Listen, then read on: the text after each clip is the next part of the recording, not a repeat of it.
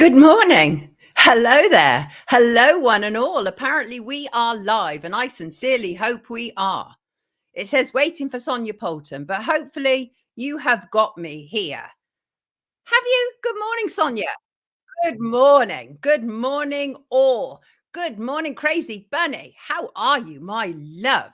Thank you, Crone. I appreciate that. I'm feeling very autumnal. And what do I do when I feel autumnal? I stick on red. No, that's not quite right, is it? Autumn's a kind of green and brown color. But hey, loud and clear. Good morning to you all. Let's go, says Craig. Good morning, Peter. Good morning, Marcuson and Pink Diamond and Vonicles and Merv and Tantan Can and Randy. Lady in red, indeed, Randy. Indeed. Hello, Drumstick, my old mucker. And Franco, good morning to you. And Shalini, my phone was on loud, just jumped out my seat. We love it. We love it. Good morning to you all. Hello, Emma and Mama Bear and Terry Watson and Julie and Bijan and Honor Plain. Me. Absolutely, darling. Absolutely. And hello, Blind Hip Shaker and Ali Rig and Maria. And to all of you wonderful people and Martin and Shug, our lovely Shug. We love Shug. And Lisa, how are you all? How are you all wonderful people? It is Friday, the 4th of October, 2024. It's just gone 1 minute past 9 a.m. British summertime. And we're fast heading out of that, aren't we, beautiful people? Yes, we are. We're fast heading out of British summertime. Hopefully, if all goes to plan, we shouldn't only have images today, but actual footage. Yeah, baby. Pray we do. If this works, it will open up a whole new avenue for us. Yes, it will. Good morning to you in South Africa, KL. Good morning to you. Hello from Algarve, says Nafsap. I'm jealous. Good day from the Whit Sundays. I missed that. Wait. Good morning, Lily Bell. All that fluff and stuff. And Kath, how are you? You lovely people. I noticed the first 4 commenters last night was Mr. Mensa, Shug, Kath and Mary. Hello to you all, and hello and more. Hello, Brit Indian and Gwyneth and Frank and Good Ship Lollipop and Ven May Love and all you wonderful people. And Louise Hasback and Polst Colt Haig. Is that Haig? And Simon Milk. Grand Rising from Diddy Party Planners PLC. Simon is a cheeky one. He is. We love him. I have so much footage from the last 20 years, and I want to share it with you all, which is why I wanted our production to be up and running. So hopefully today I can start to show you some of the footage that I have has literally never seen the light of day. Like literally. And one example, which I'm not going to show today, but probably next week, is when I doorstepped Peter Mandelson. And I told him that he and Tony Blair decimated our country. And oddly, he was perfectly happy to chat politics with me. And then I mentioned a name which sent him off veering into traffic. And that name was Madeleine McCann. Oh, yes. I said I wanted to ask him about Madeleine McCann, seeing as he had been very involved in all of that. And he literally walked straight into traffic to get away from me. I wonder why that could be. So, yes, fingers crossed that today is the start of a whole new journey here, because I want to be able to literally illustrate what I'm saying to you. There's just this. It literally, as I say, opens up a whole new world to me. And hello to everybody who is here, whether you are here on the live chat or whether you are here on catch up. Our news review today will look at the latest from Israel and Iran, as well as Chagos being handed over to Mauritius without any consultation and against the wishes of the inhabitants, apparently. Then there's been a solar flare a day after a solar eclipse, which is curious to me. And the international creep squad continues as the numbers start rolling in of people who claim to be victims of both Diddy and Mohammed Al-Fayed. We're talking allegations of big abuse figures here. 120 have officially come forward to take action against Sean Diddy Combs. This one is going to go into the higher hundreds, if not thousands. And 70 people have come forward to take action against former Harrods boss, Mohammed Al-Fayed. And the thing, I suppose, that makes Mohammed Al-Fayed globally of interest was he was one of the last people who was responsible for the safety and security of Princess Diana before she died in that car crash in Paris. Now, whether you believe that that was actually a proper legitimate accident or not is a whole other story. But he was one of the last people responsible for her safety. Plus, we have the continued high profile and dramatic conversion of Russell Brand. Forgive me, Lord, for I have sinned. Now I'm saved. I'm stripping off to my pants and flashing my chest with even gayer abandon than ever before. That seems to be Russell's direction. And are we enjoying October? I'm already on the soups and stews and loving it. Talking of which, our Shin has a channel where they've just uploaded a recipe for cooking nettle soup. Shin, are you in the chat? If so, please put your link in the chat and you can find out how to cook nettle soup. They're brilliant cooks. Shin and Sally, absolutely brilliant. We love it. We love it. And lots of talk this week regarding super injunctions and our Prime Minister hiding something of importance from the public. I said this to a friend and she said, you know what the first rule of super injunction is, right? Is you don't mention super injunction. Well, I am, because that appears to be happening. Journalist Isabel Oakeshott, who claimed David Cameron had an intimate encounter with a pig, has now claimed something untoward is going on with Keir Starmer and his family setup, and we don't know about it. Talked about this on Monday's show, but it's still ongoing. We should not have a prime minister who has secrets that could find him open to compromise, blackmail, bribery. He's the head of our services, and he can't be someone who is easily blackmailed. Can't. And also, a law already exists where politicians must be prepared for a higher level of scrutiny than non-politicians. Barristers out there, is now a time to use it? Right. And also, Chris Whitty, who was one, I think he was the chief medical officer, but he's continued to give testimonies at the COVID inquiry. And one of the things he said is, we did not make it clear enough NHS was open for non-COVID emergencies. You think? So basically, they told us that hospitals were overwhelmed. And in fact, they told us that the day, they gave us a precise date, the dates rather, they said on the 13th and 14th of April 2022, hospitals would be so overwhelmed you wouldn't even be able to enter them. That's what they told us. Well, guess what, kids? Let's see if this works, because I went into a London hospital, actually in Kingston, a very extremely busy hospital, all day and all night. And I went in on the 13th of April and I filmed it. And let's see if our first new test can actually show me entering that hospital. Let's try. Let's get a shot.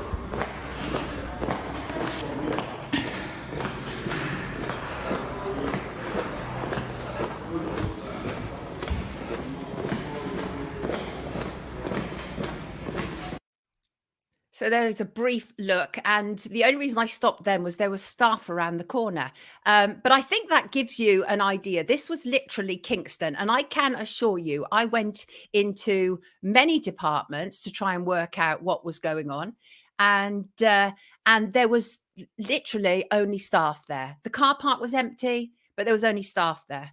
Thanks. Hello, Birdie. Does it work? Soul Sound, did it work?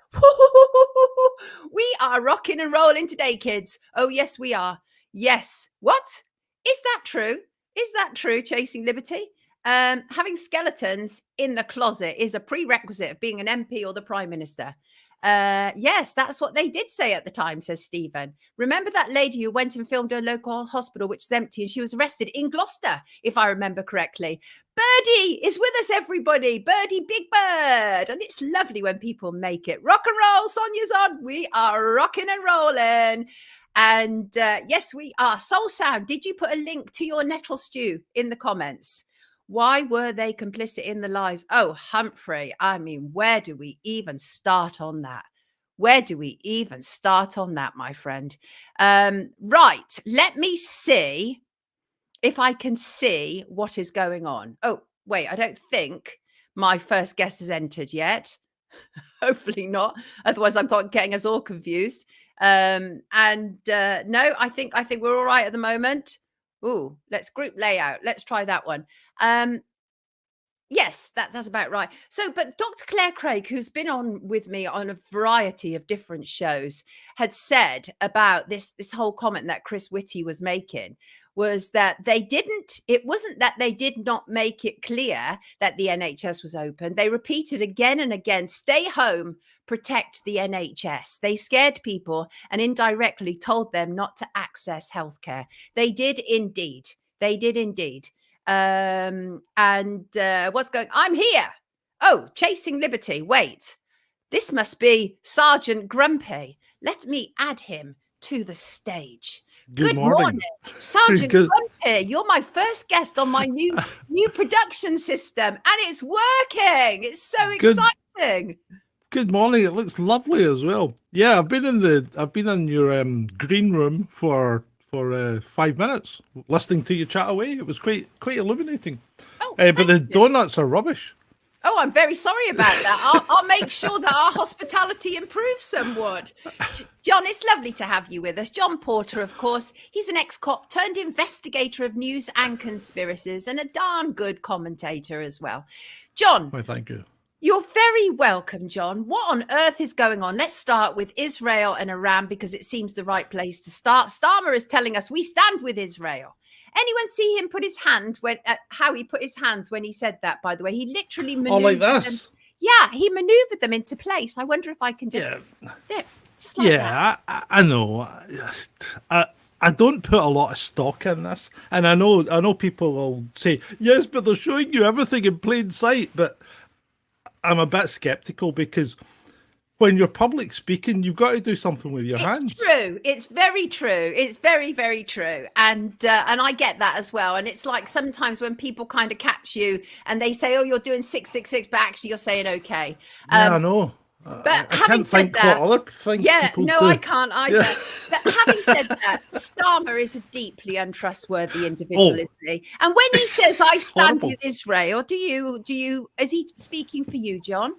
Well, to be blunt, I have no skin in the game when it comes to the Middle East. It's been a mess for a long, long time, maybe even longer than 2,000 years, and it's going to continue to be a mess. And I think the problem is, and when there's no good guys, how do you pick a side? You know, how do you do that? That's the problem. And I've done not a lot of analysis, but I've done some cursory analysis of the Middle East, and I think the problem there is that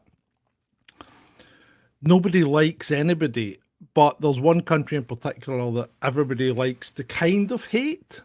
But some of the Arab nations are actually using it because they're not great fans of the people that are being, systematically wiped out at the moment. So the whole thing.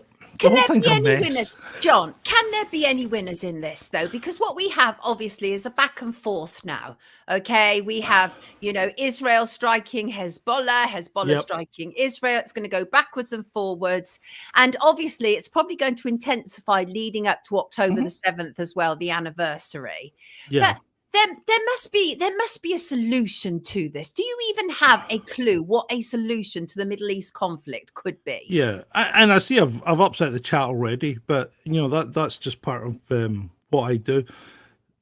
The problem is it's not the civilians that are fighting.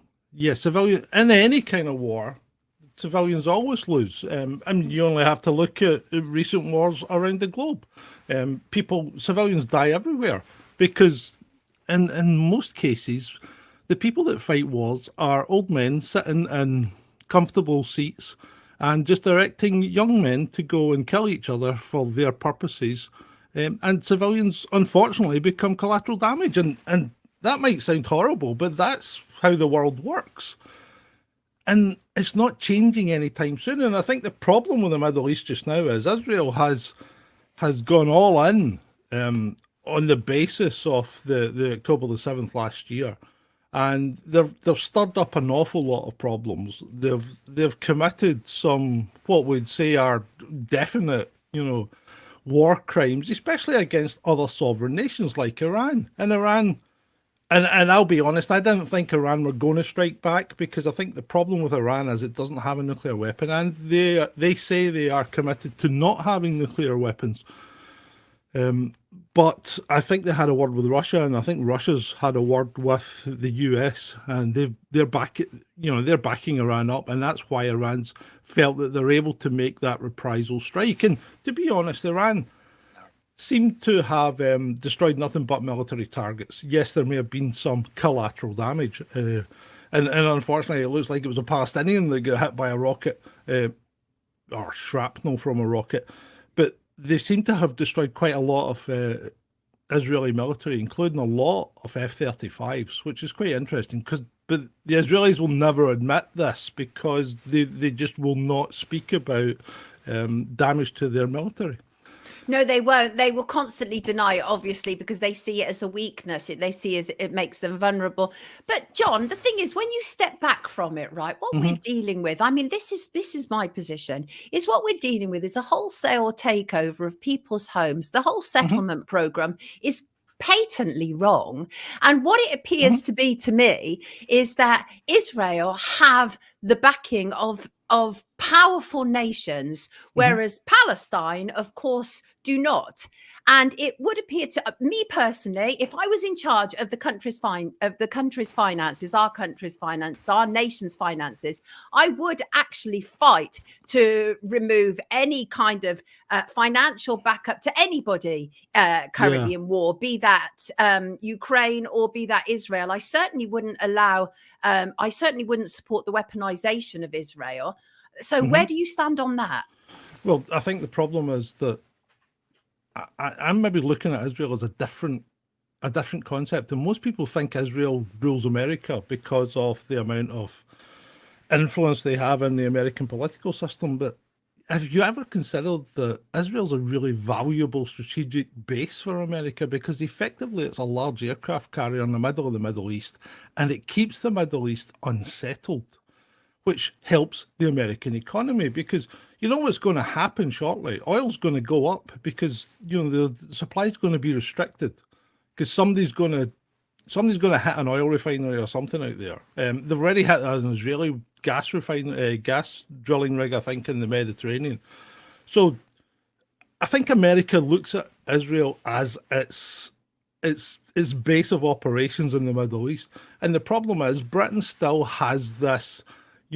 We are American friends, and we'll back up America and we'll back up NATO. And Britain's not big enough to stand on its own, but it needs to be. It needs to take a stand and say, hold on, we don't want to be involved in this, and more importantly, our people don't want to be involved in it, and that's the problem. Our people never get represented by the people we've elected to represent us, because I don't want to be at war with Israel just now. I don't want to be at war with the Middle East. I don't want to be at war with Ukraine or Russia.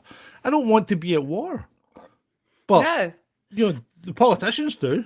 Yeah, they do, because obviously the military industrial complex, and what they do is they move from one war to another. It's like, okay, we just piled billions of British taxpayers' money into Ukraine. Where's the next place that we can keep this going? Because obviously it's looking increasingly like Ukraine is on the way out. And certainly if you get a Trump, if you get Trump back into power, I think he will almost certainly finish that all off. So I think that they need to find their new target to keep the business machine going. I mean, I think it's literally that kind of stark and sobering, John. Yeah, it's the thing I love about the chat is they're don't be looking at the blunt. Chat. No, yeah, I know they're quite John, blunt. But John, you're here to review. I am reviewing. Yeah, but you're also taking too much notice of what other people are saying. We want to hear what you're saying, John. What are you saying? Focus, John. Yes, okay, I'm focused.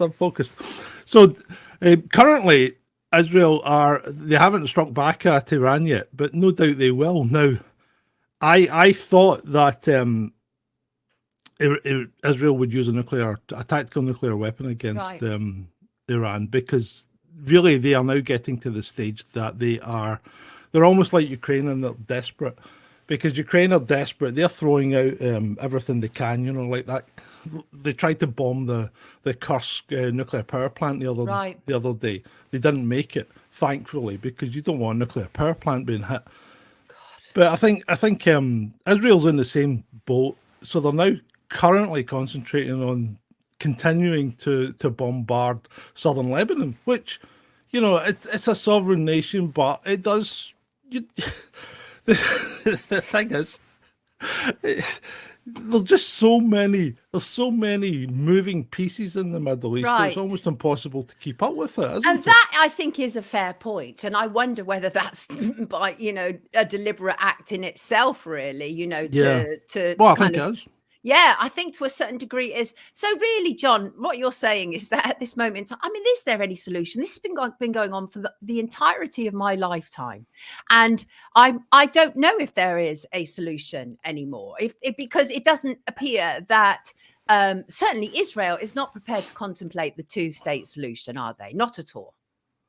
No, I don't think there is a solution to it. I think the problem is one. The problem is there's not a solution to it because the other Arab countries don't want a solution to it. Right. Saudi Arabia love what's going on just now because they're a complete and utter mess at the moment. And you might think Saudi Arabia is a really, really rich country. They don't even have a sewage system in Riyadh. Right. You basically, they dig a pit and they put the rubbish in it, and somebody comes and sucks it out every month or so. So they don't have a sewage system in Riyadh. The place is an absolute mess because they've never ploughed into their own infrastructure. Yeah, they're driving about in great cars. Nobody paid for electricity, etc. But Saudi Arabia is really struggling, and that's why they're buying everybody that they can. Like they're trying to buy F1. They're buying loads of entertainment companies in Hollywood. So they're concentrating on building up their economy, and Saudi Arabia and the other Arab states, the other Gulf states in particular, see the Palestinians as complete and utter troublemakers. Yeah, and they want to do business with Israel. They want to do business with America. They just want to do business. Yeah. So they want this all to go away, and that's why surreptitiously they are in effect backing Israel. And you've got to ask yourself, why is no Arab state taking in refugees from Palestine? Egypt, Jordan. None of them have taken. The only ones that are really supporting Palestine are Iran, Lebanon, and to a degree Syria, and they're all effectively allies of Russia. See, John, look how good you are when I get you to focus. Right. Yeah, I know. Yeah, I'm just like a teacher, really, John. Thank you. That's okay. You're very welcome. I need a little bit of domination in the morning. A firm hand. Yes, absolutely. Yeah. I get you. John, let's move on to Chagos Islands. Now, many people won't even be able to pronounce that or know where it is. And yet all of a sudden it's at the center of our news. And what's happened is the UK is giving sovereignty of the Chagos Islands to Mauritius. What are your thoughts about that? Because I'm hearing people who have been driven away from the islands who say, no, that is not what we wanted, not at all. What do you think is going on there? I think it's Britain drawing in the purse strings because we can't afford it. Basically, that's it. It's an atoll in the middle of the Indian Ocean, and when I say in the middle of the Indian Ocean, it is like the nearest land mass is 2,000 kilometers away. It's absolutely nowhere. It's of great strategic value if you're planning an attack in the Far East, though, because it's a fantastic staging point. When I flew to Hong Kong with the RAF, we stopped at Gan, which is halfway between the Maldives and Chagos, and that's in the middle of the Indian Ocean with nothing there. So again, a fantastic strategic staging point, and that's the thing. Now they've signed a 99-year lease with for the Diego Garcia base, so we still control that. But the Chagos Islands has got a weird history, I mean, they don't belong to anyone. It was completely uninhabited. Never belonged to Mauritius. Well, yeah, they're kind of French. The French ceded Mauritius was a French colony, and they ceded it. They gave it independence in effect, and I don't know why Mauritius want the Chagos Islands. Right. I really don't. There must be something else going on here. Like you say, it's very strategically placed, right? So that in itself already because I refuse to believe that Keir Starmer or any of those do things for the greater good of people, right? There's always some sort of agenda going on as to why they make these decisions. But also, we are now apparently committed for 99 years to be funding and financing it still. Well, What about that? that's just the base. So we're not committed to the actual Chagos Islands, because there's a whole string of islands there as well that have people living on them, and effectively what we've done is we've cut off our purse strings and said, Mauritius, you pay for it. So again, we're back to the cost of doing business, and no matter what you think of Britain, it's a much smaller power than it's ever been, and most of it is now dealt around a table. And in conversations rather than by projecting force, and because we don't have the ability to project force. Who's going to be frightened if the British Army, which can't fill Wembley, turn up? Really? Right. What you got? 70,000 active soldiers, 75,000 if you're lucky. We can't do it. We don't have enough sailors to man the ships. They're mothballing ships right now that they can't put to sea because we don't have enough sailors. Britain's not a military power anymore. No. The sooner we realise that, the better. Yeah, exactly. But don't say that too loud, John, because they'll be packing off our children, right? So you've got to be careful with that. But so what you have all of these, politicians jumping up and down like Nigel Farage, etc., saying this is a terrible, terrible mistake. Do you think it really is that big an issue? Sorry, I didn't catch that last part. Do you think it really is that much of a big issue that you have these politicians jumping up and down saying it's absolute terrible mistake? No, I think, you know what politicians are like? They like to complain about something. So, where's the mistake? Technically, you've still got the ability to go to the Navy base. You've cut the amount of money that you need to spend on the islanders, which is probably going to end up with them in poverty, to be fair. So I don't think it's a very humanitarian take on things. It was the British that actually released all the slaves that were on the Chagos Islands when they took control of them. Because it was discovered by the Portuguese. It was then, I think, taken over by the French. Then the British took it over. The East India Company took it over, couldn't make it work, left. The French sent a frigate to go and get it back. The British had already left, so the French took control of the whole area. And then there was a treaty in 1790 or something like that, and the Chagos Islands were ceded to the UK by the French, and they've been like that since. And the British made all the slaves that were there free because Britain had a non-slavery policy at that time, and then had to keep them all on as basically indentured workers because there's nowhere to go. So it's all about money now. That's all it is. Yeah. It's not about strategy, and the politicians are just trying to stir things up because they need something to complain about. But it's like people say, when it comes to politicians, everything is an actual distraction. You're absolutely right. MB in the comments, and I think this is a good point. John, first it's Chagos, next it's Falklands, then what? Is this not the start of more? Of course. Well, the Falklands, as far as labels concerned, the Falklands are of no use to them, and they've already been on record. They were on record, I don't know, maybe 6-7 years ago, saying that they saw no reason to keep the Falklands, apart from the fact that all the people on the Falklands voted to stay in Britain. Right. But sometimes it doesn't matter what the people want, does it? You get what you're going to get, and I could very easily see the let's face it, if Argentina, and I don't think Argentina's in a position to do it either, although they've just bought 16 F-16s or something from some ex-NATO country, but I don't think Argentina's in a position to do what they did in 1983, and we certainly are not in a position to do what we did in 1983 either. Got you. John, before you leave us today, give us a comment about the solar flare. It followed after an eclipse. A huge solar flare erupted on the sun about 5:22 a.m. Pacific time. It was the largest flare in this 11-year cycle. What are your thoughts about it? It's big, but it's not massive. Apparently, the Carrington event was an X40. This is an X9. I think the previous best we've had in the last 11 years is an X7. You might find some minor satellite damage. There is a big bunch of plasma coming towards us that probably hit over the weekend. So if you've got clear skies, go out and have a look and see if you can spot a UFO. Oh, that's an interesting way to end this review, John. I expect the unexpected from you, frankly. John, it's been an absolute delight and pleasure having you on with us this morning. Some people think that you look as if you're about to go on I'm a Celebrity. And yeah, well, I put on my my new persona is in process. So I put on this is an American sheriff's shirt. So I put that on. You're the first to see it. So thank you. Thank you. And Shalini is sending you hugs, John. Everybody, this is John Porter. He's lovely, really. He just pretends he's not. John, lovely to have you with us. Everybody, Sergeant Grumpy. Take good care of yourself, John. Speak soon. Cheers, Sonia. Thank you. Bye. Thank you. Bye. Bye. He's a funny one, isn't he, old John? I do like him. He's, I like John. Sensible, says Raspberry Leaf. Cheers, John. Sonia, ask him if he's a flat earther. He's gone. KB, he's gone.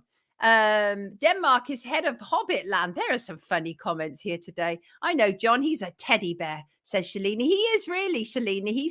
He's quite typical of an ex-cop, and that is he can come over kind of gruff and grumpy, but actually he's much softer in reality.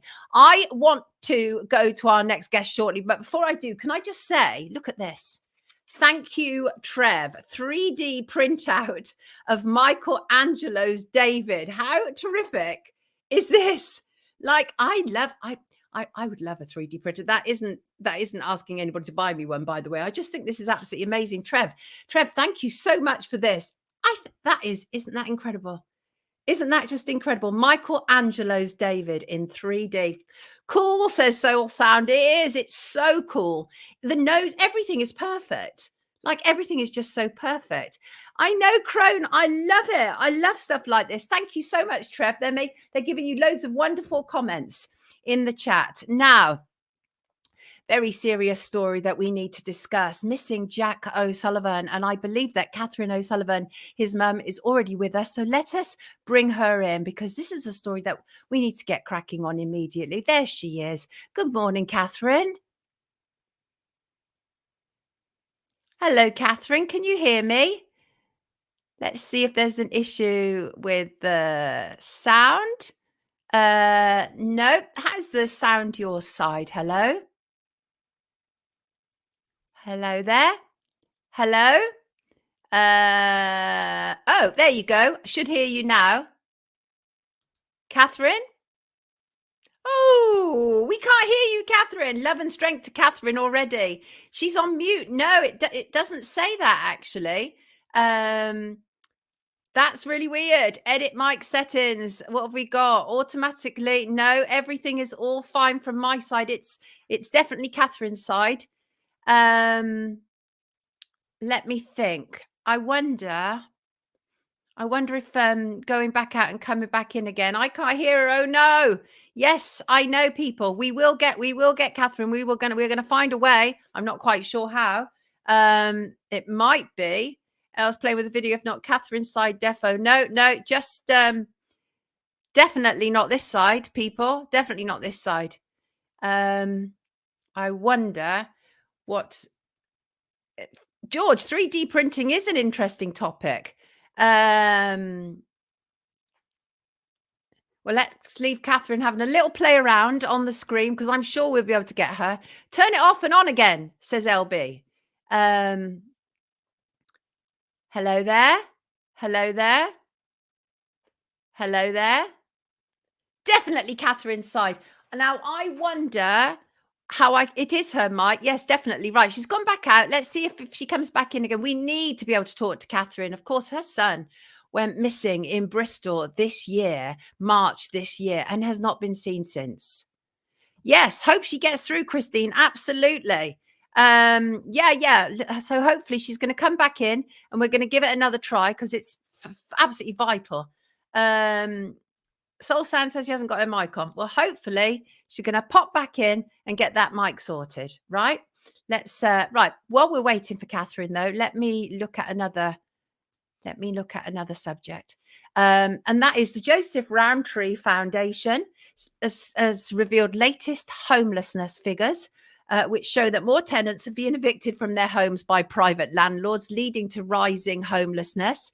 In 2022 to 2023, there was an 8.9% increase in those threatened with homelessness due to the end of their private rented tenancy. There are apparently too many homes in the private rented sector which aren't affordable. Let's try Catherine again. I can hear something. Hello. Catherine, we've got you. Thank goodness for that. Honestly, like our chat was having an absolute meltdown because there's so much support for you here already. Huge amount of support, everybody. This is Catherine O'Sullivan, and poor Catherine is enduring a nightmare that nobody should endure. She is, of course, the mum of missing Jack O'Sullivan. As I say, the last we heard of dear Jack was in March of this year.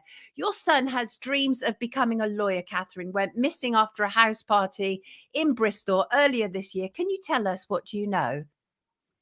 Well, what we know is that Jack went out that evening just for not even for a late night when he actually decided to go, just to meet some friends that were relatively new friends to him. And it was he went to a pub first, went to somebody's house for a birthday party, left that house at 2:53 in the morning, and started to make his way home, we believe, because we see him stopping a taxi, which was already booked. And the last sighting we have of Jack is at 3:39 in the morning. And nobody has seen him since or heard from him since, or we have found any of his belongings. And it's as if he's just literally vanished. How are you coping, Catherine? Oh, it's yeah, it's hell. That's the way I describe our lives. We are, we're in a constant state of hell. My day is solely devoted to finding Jack and doing everything that we can to try and understand what's happened, and do an investigation almost myself. But yeah, it's a really, really not a good place to be. So we're talking 7 months now. And how have you been assisted by the police? Well, initially in an emergency, you ring the police. That's the way I've always been brought up, to think the police are going to be the people you call out to in a crisis. And we didn't have any reason to doubt any of that until about 3 months into Jack being gone. We realised that they'd missed Jack on a piece of CCTV, which did cause us great concern. So at that point, we did start asking a lot more questions. So where we are is that we believe this is still an ongoing investigation, but we don't have as much contact as we did in the beginning. We're down to a weekly email, which sometimes answers our questions and sometimes doesn't. So that has made things even worse, if that's possible. Extremely painful for you. Let me read you some of the comments in the chat. Very busy chat. Absolute huge support for you. Stella says, so sad and praying for you, Catherine. Shalini is sorry, Catherine. Frank says, that is terrible. Angie said, no words, sending love. Chris says, oh God, it must be a nightmare. Thoughts with you all. We've read in the newspapers that the police are actually winding down the investigation and essentially defunding it. Is that inaccurate? Well, it's a difficult one. I can't really comment because I don't know that, due to the little communication we have.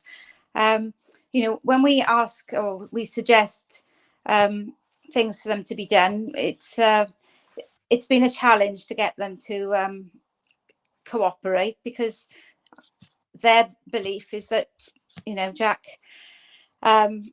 was in a certain area. That's the only area they would consider looking, because his phone placed him in that area.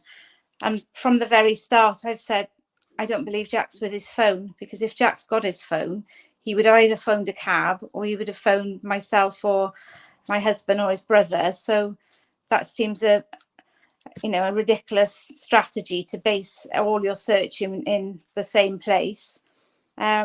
So that's why we've had to take matters into our own hands on occasions. How painful for you? So my understanding is that the last sort of ping or whatever of Jack's phone was about 6:45 in the morning, where it's still active on Find My Friends. But there's also footage which potentially is Jack at 3:38 a.m. Do you think that's him? Oh, I'm 100% certain it's Jack, yes. Some people are talking about him falling in water. What do you think the likelihood of that is? Well, what I would say is, unfortunately, anything is possible. We haven't shied away from any of the scenarios because we simply don't know. He's in what the statistics say, close proximity to water, on a boy on a night out who's potentially had a drink will end up in the water. So I do understand what the statistics tell people, but nevertheless, we don't have any evidence to prove that. And as awful as it's been, we've sat with divers and people that work on the harbour because we're trying to gain an understanding of the possibilities, the likelihoods. And nevertheless, no evidence has been found of Jack going into the water. So, as I say, we just don't know is the honest answer, but we have really tried very hard to understand and investigate everything. I can't even imagine what you have endured. It must be literally a living nightmare, because this is every parent's nightmare, that something happens to their child and you're having to live it. So I'm absolutely so sad for you, Catherine. I think it's horrendous what you're enduring, and also having to battle so much as well. So the other thing that we read in the press was there was even a problem accessing Jack's phone records via EE, but that seems to have improved. Is that correct? Yes. Where we are this morning is that EE have very graciously allowed the phone data to be shared with a cyber company so that we can have that analysed ourselves. And the reason for this is that, the police tell us there's no need, this is done, we can assure you it's all sorted. But because of so many errors, we just don't know that. So the only way we can do these things is to know, 100% they're done correctly, is to do them ourselves. And I think it has been difficult through, privacy laws to get things released. But as a very kind lady from EE said to me the day before yesterday, I do believe common sense should prevail here. This is a missing person. So, we're making slow but steady progress. Let me ask you a question. Craig in our chat said, Catherine, wasn't there an altercation at the stairs at the party? Do you know anything about that, Catherine? Well, the little I know of this was mentioned to me the day that Jack was missing by one person that was at the party. She didn't witness anything, and she just said, I've heard that as Jack was leaving, he had words with somebody. We asked the police, is this true? Do they, would you know this? They said nothing to speak of. We don't know anything of the sort. So this information came to light for us many months later, when our own gentleman that's helping us, a private investigator, sought out some of the party goers, and a statement was read out which said Jack had fallen down the stairs and hit his head as he fell, and as he got to his feet, somebody sort of cracked a joke and said, I think you've had too much, mate. And as he got up, he pushed somebody. But that's all we have. That's the statement we have. So it's out of character for Jack to be kind of rowdy or disruptive. But, you know, again, I'm not suggesting one thing or the other. We simply don't know is the honest answer. And that is the thing. And until you do know, there is every reason not to give up hope, because you have no definitive answer one way or another. So obviously, and any parent is just going to keep searching. And we had a conversation, didn't we, earlier this week? And I said, the thing that makes me the most mad is how much money we spend on other missing people. And it's no disrespect to the people involved. For example, the Madeleine McCann search, 40 million plus UK taxpayer money for a crime that didn't happen in this country. And yet there seems to be other situations, such as Jack's situation, where suddenly it's like, oh, resources are tight, and far less seems to be done for Jack, who has disappeared here, than people who have disappeared abroad. So, for example, Jay Slater, Dr. Michael Mosley. But we need the British public to rise up on this. We absolutely do. And you said, I think you did an interview, didn't you, with Crime Watch? And because you want to speak to as many people as possible, you need to get this message out, right? Yeah, absolutely. You know, because we have so little to go on, anything in my world is possible. So Jack could have easily got into a car and been driven well outside the Bristol area. So really could be in any part of the UK. You know, people contact me and feel very happy to share what their thoughts are. And sometimes it's helpful and sometimes it isn't. And I get told, you know, that's you're deluded, you know, kind of face it. You're not going to see Jack again. But I'm not prepared to accept that as we are. Absolutely not. No, nobody is in a position to tell you that. Nobody is walking in your shoes. What mother would give up hope until they get an answer? Like, seriously, doesn't even make any sense. Of course you wouldn't give up hope. So my understanding is that the last communication you had with Jack was shortly before 2 a.m, about 1:52, when he texted you, right? Yeah, that's right. So I sent Jack a few messages throughout the evening because myself and my husband were out that night, and I did think perhaps we could pick him up on our way home. But he sent me a message, and he in typical Jack style was quite happy to tell you where he was and his arrangements, and said that he was safe. He was going to stay out longer than he planned, and he would get a cab home. So, you know, his last message to me was all is well, and, you know, don't wait up. And yeah, you know, so out of character when Jack didn't arrive home. And, you know, straight away, when we tried to report it to the police, they said, oh, you know, lads stay out, and sometimes they don't communicate very well. But we knew this was incredibly unusual for Jack. I would love to be able to give you a hug right now. There's so much support for you. Julie says, disgraceful that people are saying this to you, Christine, heartless. And that is the reality, is nobody is walking in your shoes. Nobody knows what you're enduring. And that is the reality. And what you're doing is frankly amazing, Catherine. It's amazing that you've even got the presence of mind and the ability just to keep going. But I mean, what, like you say, you're kind of like in a daze. I would imagine you hardly know how you get through each day. The other thing I said to you was that the public are amazing. The public want to help when they can. Consider a GoFundMe. People start GoFundMes for lesser reasons. And you said you even had problems with that, didn't you? Well, it was pretty much against the way I thought the world should be, to ask people to kind of crowdfund for putting a reward or that sort of information out there. You just hope to God that in such a terrible circumstances, people would do the right thing and share any information.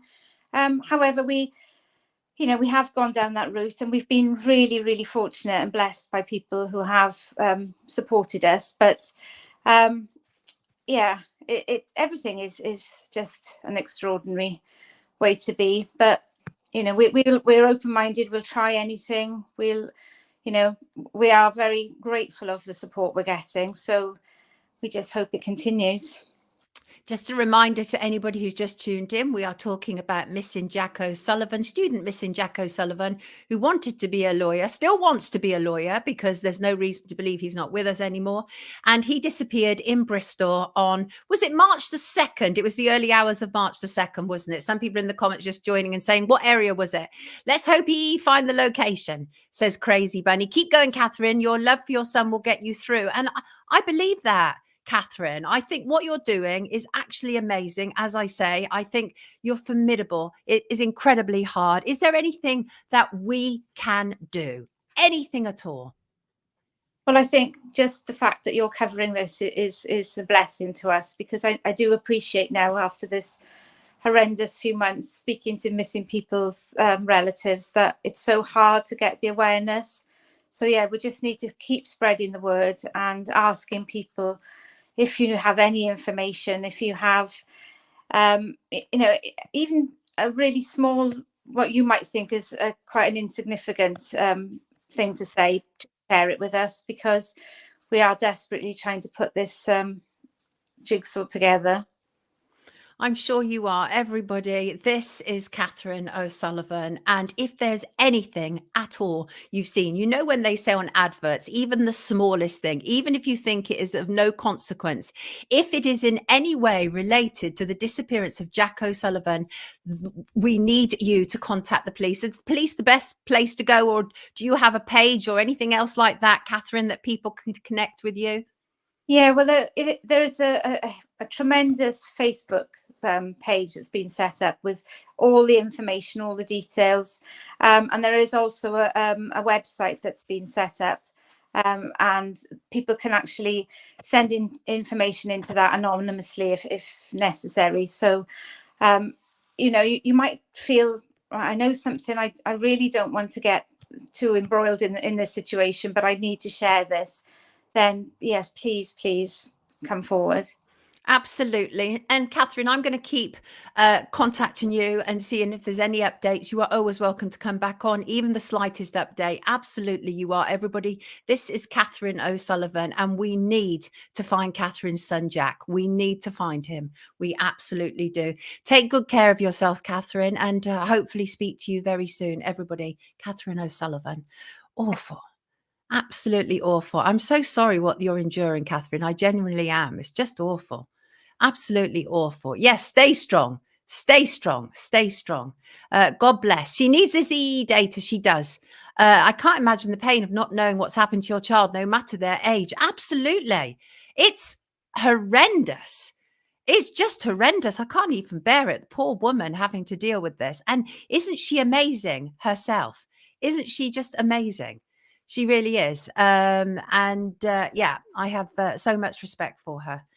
Praying for Jack's safe return, says Kenneth. Indeed. Right. Let me continue with the story that I was talking about when we were trying to bring Catherine in. I'm very glad that we were able to connect with her. So important. The Joseph Rowntree Foundation. So they're saying that homelessness is on the rise again, and they are relating it all really to private renting, which is weird. They say homes in the private rented sector need to be affordable for those on low incomes. That's true. Absolutely does. But what about the fact that our housing stock, our social housing stock, is depleted after being sold off from Margaret Thatcher onwards? What about the fact that there's no mention at all of the impact of immigration? These are two significant factors. It's not just about private rented housing. Yes, B, Jack is 23. Yes, Crazy Jane. What I'll do is I'll put a link to her groups in the description after the end of the stream. Yeah. Thank you, Kay Oaks. I appreciate that. I'm so glad Catherine was able to join us. That was thanks to a lovely lady called Jane, whose story I covered during C19 when Jane wasn't able to go in and visit her mum in a care home. And I covered Jane's story extensively, and she knew that I could be trusted to handle Catherine's story, and she contacted me. And it was so strange, the synchronicity of it, because so many people have contacted me about Jack, and even Rachel Kleineck on Monday had said, please, can you look into Jack? And then I was literally contacted Monday night from Jane saying, what about Jack? I was like, absolutely. And that's how these things happen sometimes. Yes, Crazy Bunny, just a year older than yours. And that's when it really rams home, isn't it? So just to say, going back to this homeless thing, is that it is all well and good highlighting the fact that homelessness is on the rise, but it's not all well and good when you don't take into account all the factors such as I say, not replenishing the depleting housing stock and not taking into account the impact of immigration. That seems slightly messy to me, frankly, slightly messy. The government and make it as difficult as possible for private landlords, so they are selling up. I would love to be a lawyer, but I can't because I have a criminal record, says Crazy Jane. Does that preclude you from being a lawyer? I've met a whole load of lawyers who're shifty as hell. They probably should have criminal records. Bijan says another problem with housing is that the way the government taxes landlords, it has made it so difficult to make money from it. I hear that. Can you post the GoFundMe, please? Yes, Emma. I will absolutely do that. All of that I will do after the stream. He's same age as my second born son too, says Julie. It does in this country, Sonia. What does Rowie? What's that? My one way to Tenerife next month. 1 week of anxiety. Oh my goodness. That's the thing about children, right? There's this, I think it's a myth, this whole idea that we worry about them when they're little. I worry about my daughter now. She's 27. I mean, and I hear parents say this because then they have their independence and they're driving and they're going off on foreign holidays and all these different things. Seriously, what was that? Alan Brandt Jr. from Fife disappeared in similar circumstances. Yes. Thatcher sold council houses. Yes, Stephen, absolutely she did. And too, quite a few of her ministers who ended up renting them out. In fact, I think the housing minister bought some housing stock and rented it out. Randy, I studied law for a while and found out it was all about being a good liar. Yes, I worry more about my 26-year-old than ever, says Marie. I get that. I'm nearly 50, the youngest still seen as the baby, says Shalini. I get it. Absolutely get it. Let us have a look at any updates in the case of Sean Puffy Combs, or Combs rather. New charges, with some people even going so far now as to suggest he's actually a scapegoat for a business plan that failed. But I'm going to be delighted to be joined by Mark Devlin on Monday, who is going to give his take on how the Diddy revelations are impacting the music industry and other artists.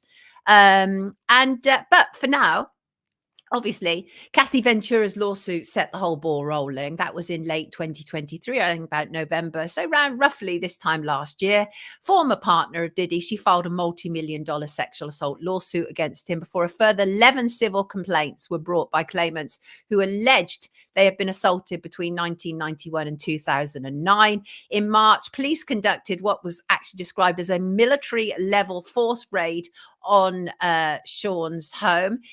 Diddy denied all accusations of wrongdoing. On Tuesday, lawyer Tony Busby gave a press conference and announced a rash of new claims against Diddy, amounting to some 120 new allegations and potential new victims, including a child of 9. The names will shock you, attorney Tony Busby said during this press conference as he announced all the new cases. The day will come when we will name names other than Sean Combs, and there's a lot of names, he continued. It's a long list already, but because of the nature of this case, we are going to make damn sure that we're right before we do that. Busby stated he plans to file lawsuits in several states over the next 30 days and pledged to reveal the names at a later date. And he confirmed that half the plaintiffs are male. So in other words, half the plaintiffs are female. And that most of the alleged assaults took place in New York, California, Georgia, and Florida. The complaints date back to 1991, as I say, with the youngest alleged victim just 9 years old, although 25 accusers say they were minors at the time, minors as in underage. Many of the claims relate to Diddy's infamous white parties, as well as hotels, and often allegedly involving drugs, coercion, all manner of things. Combs has denied any wrongdoing and pleaded not guilty to the criminal allegations. His legal representative said, as Mr. Combs' legal team has emphasised, he cannot address every meritless allegation in what has become a reckless media circus, said Erica Wolf, an attorney representing Diddy. She went on to say he looks forward to proving his innocence and vindicating himself in court if and when claims are filed and served, where the truth will be established based on evidence, not speculation. There is a lot of speculation, a huge amount. Humphrey is already predicting no charges against anyone. Well, there are I see, other than Combs. Right, got you. Prosecutors say Combs abused, threatened, and coerced women and others around him to fulfill his sexual desires, protect his reputation, and conceal his conduct. He is accused of orchestrating and forcing men and women to perform in drug-fueled orgies, which were dubbed freak-offs, which we now know were really anything but. Freak-offs make it sound kind of nice, you know what I mean? As opposed to what they really are, and that is kind of crime scenes and abuse and coercion and probably rape as well. Yes, and I did partly see Jaguar Wright with Piers Morgan. I can only watch so much of Piers Morgan, to be honest with you, because I just want to punch him. I don't know if that's the natural reaction. So let us talk about it. So children. So those 120 new alleged victims, as I say, include 25 minors when the alleged abuse happened. And there he is. There's Sean Combs. And the youngest victims were 9, 14, 15 when they were said to have been victimized. And this individual, who was 9 years old at the time, was said to have been taken to an audition in New York City with Bad Boy Records. This is what the attorney has disclosed. Said that this 9-year-old was sexually abused, allegedly by Diddy and several other people at the studio, in the promise to both his parents and to him himself of getting a record deal. So the way that they keep wording it is that the trade-off was he was allowed to be sexually abused in order for him to get a record deal. Is that right? Is that, are people, are they literally selling that as an idea? I have to go back to this thing again. And that is parents have to take responsibility. They absolutely do. And not for abusers. Abusers are abusers and they need to be held to account. But parents have to take responsibility for protecting their children in the music industry. You know what it's about now. It's full of horrible predators. Do not make trade-offs or deals or leave your children with these predators for any period of time. Please don't do that. I saw this account where a boy who was 6 years old when he went to one of Diddy's white parties. What is a 6-year-old doing at Diddy's white parties? And he talked about the shocking things that he saw. His name is Justin Litovsky. He's now 30. He said he went with his mother to an afternoon barbecue thrown by Puffy. I remember a lot of weed and a bunch of topless women in the pool and around the pool, he said. He said he was oblivious at the time and only wanted to swim, adding, I didn't know if breasts were a good thing or a bad thing, but I hoped to jump in, he said. His mother said there were bottles everywhere and naked women. I wasn't sure if this was appropriate or normal. I wondered about how kids were allowed into the party to begin with. You took your kid, mother. And of course it's not normal. Of course it's not normal. What are you talking about? That's absolutely insane. The mother is now an influencer. She said the family left at 9:30 p.m. after spending their afternoon avoiding pot smoke and topless women. How can you avoid any of those things at one of those Diddy white parties? The infamous white parties, of course, were well documented. Star-studded guest lists. Jay-Z, Jennifer Lopez, Kim Kardashian, Billy Zane, Sarah Jessica Parker, Ashton Kutcher, on and on. At later events, by the way, Diddy went so far as to introduce a kid curfew. I mean, so in other words, they could come, but they had to leave after a certain time, I think. Either way, should never have been there in the first place. And which brings me, by the way, to Propaganda Corner. This one involves pop star Justin Bieber and the various accusations that are floating around about him. And I keep hearing this song, which sounds to all intents and purposes like Justin Bieber, and he's talking about how he lost himself at a Diddy party.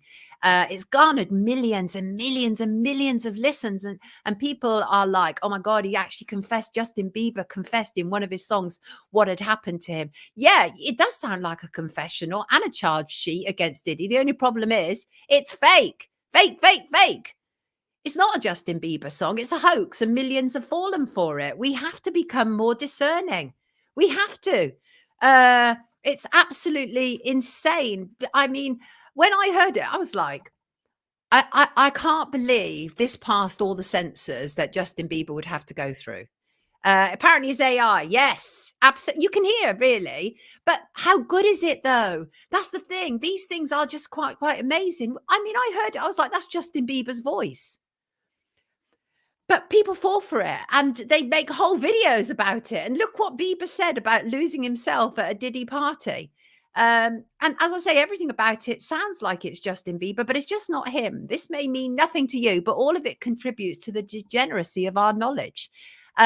Social media, as good as it is, and it is, I'm a fan of social media, has also been weaponized against us. Did we really expect the elites, I hate that word, give me another word, people, please, to replace the elites.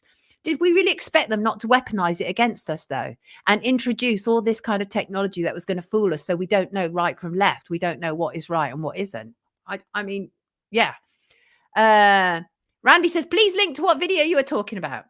No, I don't want to pass it on, Randy, but it's on the internet. You can search it. Search for the Justin Bieber song. And yeah, elite, plastic, pretty people. Social media is being weaponized against Diddy, says Evad. Well, interesting. Some people do believe that Diddy is a scapegoat, Evad. That's what they believe. Ian says the dark occultocracy. I kind of like that. Bit of a mouthful, but I like it. I might run an AI podcast with me and you, Sonia, says Craig. Looney would call them leeches. Leeches, parasites. I dig you. Absolutely. I hate calling them elites. I absolutely loathe it. I really do. Right. What else is there to say right at this moment in time? Oh, sorry. I happened across a video by Munya Chawawa, I think it's pronounced. He's a comedian on Channel 4. He did a brilliant skit of Russell Brand. And I'm going to put a link in the description. And it made me laugh a lot because I find Russell Brand's very public, very high profile conversion to Jesus very curious indeed. It's amazing how you get these kind of religious conversions. They so often follow allegations or charges or convictions. That's a reality. People have a right to be cynical about this very high profile finding of Jesus. Brand has, of course, strongly denied all accusations against him, all the allegations. I believe he's still under police investigation. There was, of course, that Channel 4 documentary at the end of last year. And so I have to say, I don't trust Russell Brand. I believe he has a God complex. I believe he seeks to lead and monetize every new thing he discovers. And that will almost certainly include Jesus. But this image that I saw just about made me puke, frankly. Let me just add that to the stage. Jordan Peterson and Russell Brand. Two people I cannot stand. Oh, that's a poem. I'm a poet and I didn't even know it, right? And there they were this week doing the Lord's Prayer in public. The Lord's Prayer, I think, is a beautiful prayer for the most part. I've changed a couple of the words because that's the kind of person I am. But I think it is a beautiful prayer. But they were doing the Lord's Prayer in public. And it was, honestly, I find it all very, very cringeworthy. Dog walker to the Rothschilds, nothing to see here. Do you remember when Jordan Peterson sent that message after October the 7th and he tweeted Benjamin Netanyahu and said, give them hell or give them hell. So these are, in my opinion, they are absolutely globalist puppets. Both of them have, I mean, look at the state of them, right? I think Russell Brand is a Pied Piper. And I think that Jordan Peterson looks like the Joker in this suit. And I think it's all very deliberate. Mrs. Pirate, that baptism in his huge pants. He seriously thinks he's the new Messiah in the life of Brian. He almost has. He always has. He did a tour, didn't he? Which was like the Messiah complex. I mean, he definitely has a God Messiah complex, Russell Brand, no doubt about it. But both Russell Brand and Jordan Peterson have found a lot of support in the States as a consequence of the whole kind of MAGA movement. That's where really Russell Brand is getting his popularity these days. They're having a big laugh, says Randy. Brand took the role of the child catcher in the 2012 Olympic closing ceremony. Greg reminds me. Do you remember that? Brand has done a lot of iffy things, people. He's highly sexualized almost all the time, even in his new conversion to Jesus, right? Open shirt, pants. He says he's a show off, like, yeah, I admit I'm a show off, as if that covers up anything else about him. Anyway, as I said to you before, of course, they're going to be monetizing Jesus. And I find it all thoroughly unsavory and repugnant. He makes your flesh crawl. Yeah, me too, Mrs. Pirate. Bland is with a Rothschild. I mean, the thing is, Russell Brand is hugely popular, but I'm not sure how popular he truly is. And the reason I say that is I think on Twitter, does he have something like 14 million followers or something? Some of his posts only get 100 likes or so. That's weird. That's really weird stuff. So I feel there's an awful lot of bots who are contributing to Russell Brand. We know they do it. They buy people or they buy accounts or whatever to make it look as if somebody is huge. Never watch Brand's pods or any, says LB. Remember Skunk and Nancy's song? They're selling Jesus again, says Soul Sound. Skunk and Nancy, fabulous. I do remember that. So does Crazy Jane. Randy never watches him. Right. I want to turn to a story that makes me so upset. Are you ready for this, people? I'm going to try not to be upset here. And it is the death of Brenda Leyland, which is actually 10 years ago today. Now, you might not know who Brenda Leyland is, but I definitely do. And she's in one of my documentaries. She was a 63-year-old divorcee from a village in Leicestershire and just down the road from where the McCanns live. And Brenda was a regular tweeter under the name of Sweepy Face who asked lots of brilliant questions about the disappearance of Madeleine McCann. She tweeted me on a number of occasions. And Brenda had forensically gone through the Portuguese police files, and she knew that case inside out, like a lot of people do on social media. And but in October 24, Brenda was doorstepped outside her home by Sky News crime correspondent Martin Brunt, along with the camera crew. Martin was about to make poor Brenda famous, and we saw it in repeat rotation. Just a reminder of Brenda for those who may not be familiar with her. There she is. There's Brenda Leyland. She became famous, infamous in mainstream media. They called her the Cantrell. She was not at all anything but. I actually investigated the circumstances around Brenda's death, and I discovered that she was actually the victim of an organised online trolling campaign. Anyway, so Martin Brunt showed up outside her home, and on the 2nd of October, Sky ran on repeat rotation the doorstepping of Brenda Leyland, a church-going lady from a small village in Leicestershire, and you can only imagine how that would have made her feel in her village, right? And I talked to some villagers because I went there, I investigated the case, and they said that they always found her pleasant. She was lovely. She was very helpful in the community. She did a lot to the community. But when Martin Brunt doorstepped her, so he was with his camera crew, and he told Brenda a criminal prosecution was being considered against her. He asked her why she tweeted the things she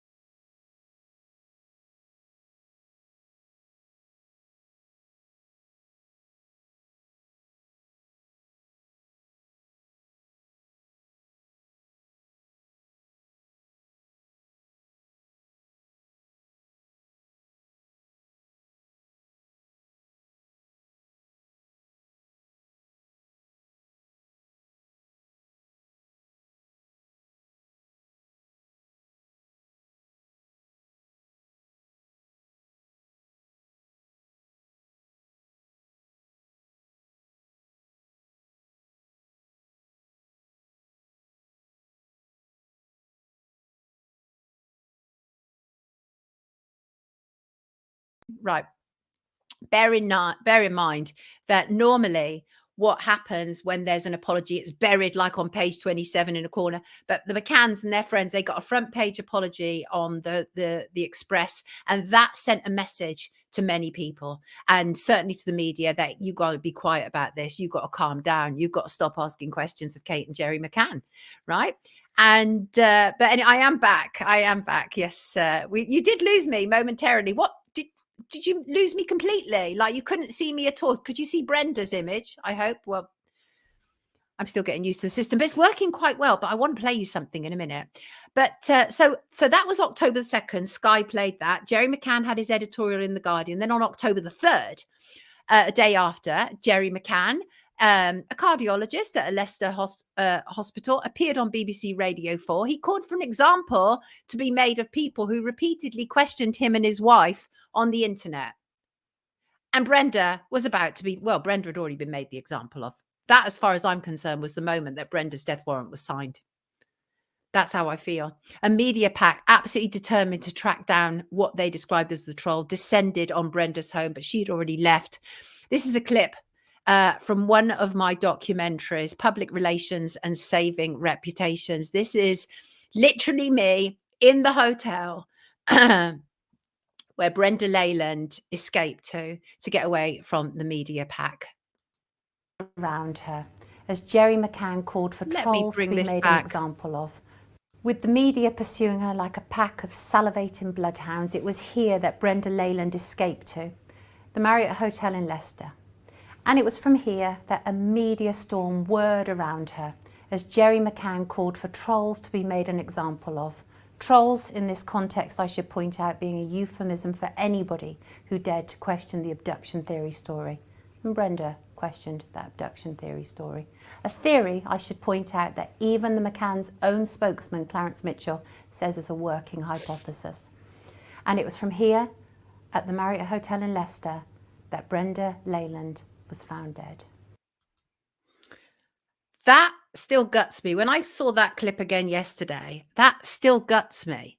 And that hotel, it just felt very creepy. Crazy Bunny says it doesn't seem a straightforward suicide. It was really weird. I went to the inquest. It was very, very odd, because I saw the cop there who had apparently found Brenda, and he claimed that he found her on a bed with the iPad open with instructions on how to take her life. Seems really odd. I mean, I don't know about you. A lot of people on their kind of iPads, they have a log out time. It is very unusual for it just kind of like the page to be remaining up there when the cops showed up. Off again. Wait, what? What's going on, people? Are we off again? Hello? Have you got me? What's going on? What's going on? Have you still got me? Hello, people. Have you still got me? Have you still got me? Hello? Give me a sign in the comments that you can see me, darling people. Give me a sign. You're fine. Still here, apparently. Yes, right, good. But so I went to the inquests, and they were disturbing, to say the least. And what we were told was that police were called at 13:42 on Saturday, 4th of October, to reports of a body of a woman in a hotel room in Smithway Grove Park in Leicester. Officers have attended the scene, and a file is being prepared for the coroner. The death is not being treated as suspicious. That was what we were told. Sky issued a statement saying, "We were saddened to hear of the death of Brenda Leyland. It would be inappropriate to speculate or comment further at this time." I was so angry. I was enraged by what had happened to Brenda. That was the point I realized that I would have to make my own Madeleine McCann documentaries, because MSM was entirely complicit with the lie and would not change. Brenda had been hijacked by Sky News because she was part of a dossier that had been put together by McCann supporters. This became known as the Snitch dossier on the internet, and was a collection of online posts questioning the official narrative regarding Madeleine's disappearance. I was told I was in it. Brenda certainly was in it. This was given to the Metropolitan Police, who were investigating this so-called dossier. However, even though the very shadowy figures behind the dossier did not want to be revealed, the most senior cop at the Met at the time was Commissioner Sir Bernard Hogan Howe, who was interviewed 3 days after Brenda's death. And he said, and I quote him precisely, absolutely precisely, he said, The family handed to our team who are investigating, reviewing the murder of, reviewing the missing girl, the McCann daughter, the file was handed to that team. This was on the Eddie Nestor show on BBC Radio London. And so the most senior cop clearly told us that the family were behind the dossier that led to Brenda Leyland being stalked, being harassed by mainstream media, and ultimately dying in a hotel in Leicester. The family were behind it. That's what the most senior cop told us. Yes, Netflix protected the McCann, says Simon. What a hogwash that all was on Netflix. Yes, Craig, there's many people who question it. Are we slightly out of sync? Are we? Oh, what? You've lost me. Hey, wait, what? People, are you sure about this? Are we absolutely sure that you've lost me? Let me have a little play around, see what it's doing. That should be fine. Wait, I have to be careful what information I'm following here. You're fine, says Post Colt. Thank you. I'm fine, says Leslie. Anyway, but the question really is, now I don't know about you, but that statement from Sir Bernard Hogan Howe was an absolute pig's ear of a statement from the most senior cop in England and Wales at the time. And it tells me that the whole issue is super sensitive. But isn't it interesting? He says Madeleine was murdered. And also, why had Brenda been targeted? On the internet, as I say, she was known as Sweepy Face. And what I discovered was rather than Brenda being a troll, she was actually the victim of an online trolling gang that operated around the McCanns and in support of them. I went to her inquest, as I say, several times. There were several before the final inquest. The inquest was a travesty. It was a travesty. She was demonized as someone with serious mental health issues, yet nothing she had said about the disappearance of Madeleine McCann was wrong. At the final inquest, I watched Martin Brunt give testimony. I watched the top coroner treating him like a celebrity rather than someone who was implicated in driving a woman to her death. And I watched the coroner conclude that it was a suicide. Poor Brenda. Even if she killed herself, there were several people, including online trolls and Sky News, who contributed to it. In my film, I go into more detail about Brenda and the sociopaths who fed off her, including an ex-cop, authors who made a mint off of selling the official narrative, and the McCanns themselves. When Jerry McCann said people needed to be made an example of, there needed to be more people charged, well, Brenda Leyland was. Rest in peace, Brenda. You were right then. You are right now. Madeleine McCann was not abducted, and they came after you because you refused to be silenced and you refused to accept the lying official narrative. We all should. Yes, Brenda's son put the boot in at the inquest as well, Craig. It was horrifying. Absolutely horrifying. And just to add to that, by the way, what we're talking about, Madeleine McCann, I see Sean Atwood is milking Madeleine McCann again with the fake Madeleine. Apparently this week she did a DNA test. Lol, oh lol, and found a connection. Lies, all lies. She's a fraud. Let her sue me. She's a fraud. She's not Madeleine McCann. She's not related to the McCanns. Julia Wandelt, a former OnlyFans worker, took to stripping off before she was able to get attention from certain quarters for her lie that she is Madeleine McCann. Here is an actual image of Julia Wandelt with her mother, who is not Kate McCann. These two are identical. Look at her with her mother. They look identical. They really do. It's just absolutely insane. But this is I used to feel really sorry for Julia. I used to think, oh my God, she's got real problems. I don't anymore. I see her as an absolute fraud who is using a missing person case to further herself. And so to me, it's just completely unfair. It's completely wrong. She said in her, kind of equivalent to GoFundMe, my parents never wanted to agree to do DNA tests. They still don't want to do the test because they know you're their daughter. Numbnuts. So I hear that Sean is promoting a collection for the polygraph test, and lawyer, help me prove I'm telling the truth. Madeleine McCann case. But But as my various sources said, she didn't prove anything. She used AI, which just depends on the questions you ask it. You can manipulate the answer. She doesn't have Madeline's or Jerry McCann's DNA to compare anything to. She used the PJ files. The letters are fake. She's faked the same, those same ones. And the same person also believes that the whole call with Operation Grange is fake as well. I don't know about that. But it's a circus, Rachel. It is a circus. And by the way, the forensic science services, what they said previously when they were looking at potential DNA that was related to Madeleine, they actually said, and I thank Craig Campbell for bringing this to my attention. I remember this when it first came around, but you know, in the passage of time, there's so much information. So it's absolutely wonderful when you have new people like Craig. Craig, you're not new. You've been doing this for years. I know. I appreciate it, but you get my point, right? But when you have people who are like, they're in it, they're all over it, they're on it, and they're remembering stuff that you've forgotten. But Craig reminded me that the original scientist said elements of Madeleine's profile are also present within the profiles of many of the scientists here in Birmingham, myself included. It's important to stress that 50% of Madeleine's profile will be shared with each parent. Now, the reason that they made that is because the individual components in Madeleine's profile are not unique to her. Many of us share them. Okay, her profile, what makes her profile unique is the combination of the 19 components. That's what makes it unique. But I could also have some of the same components that Madeleine McCann has. Junior wants a Sonia Poulton versus Kate McCann live 2025 pay-per-view. The amount of requests that I actually sent to Kate and Jerry McCann to be interviewed, I can't even tell you, so many.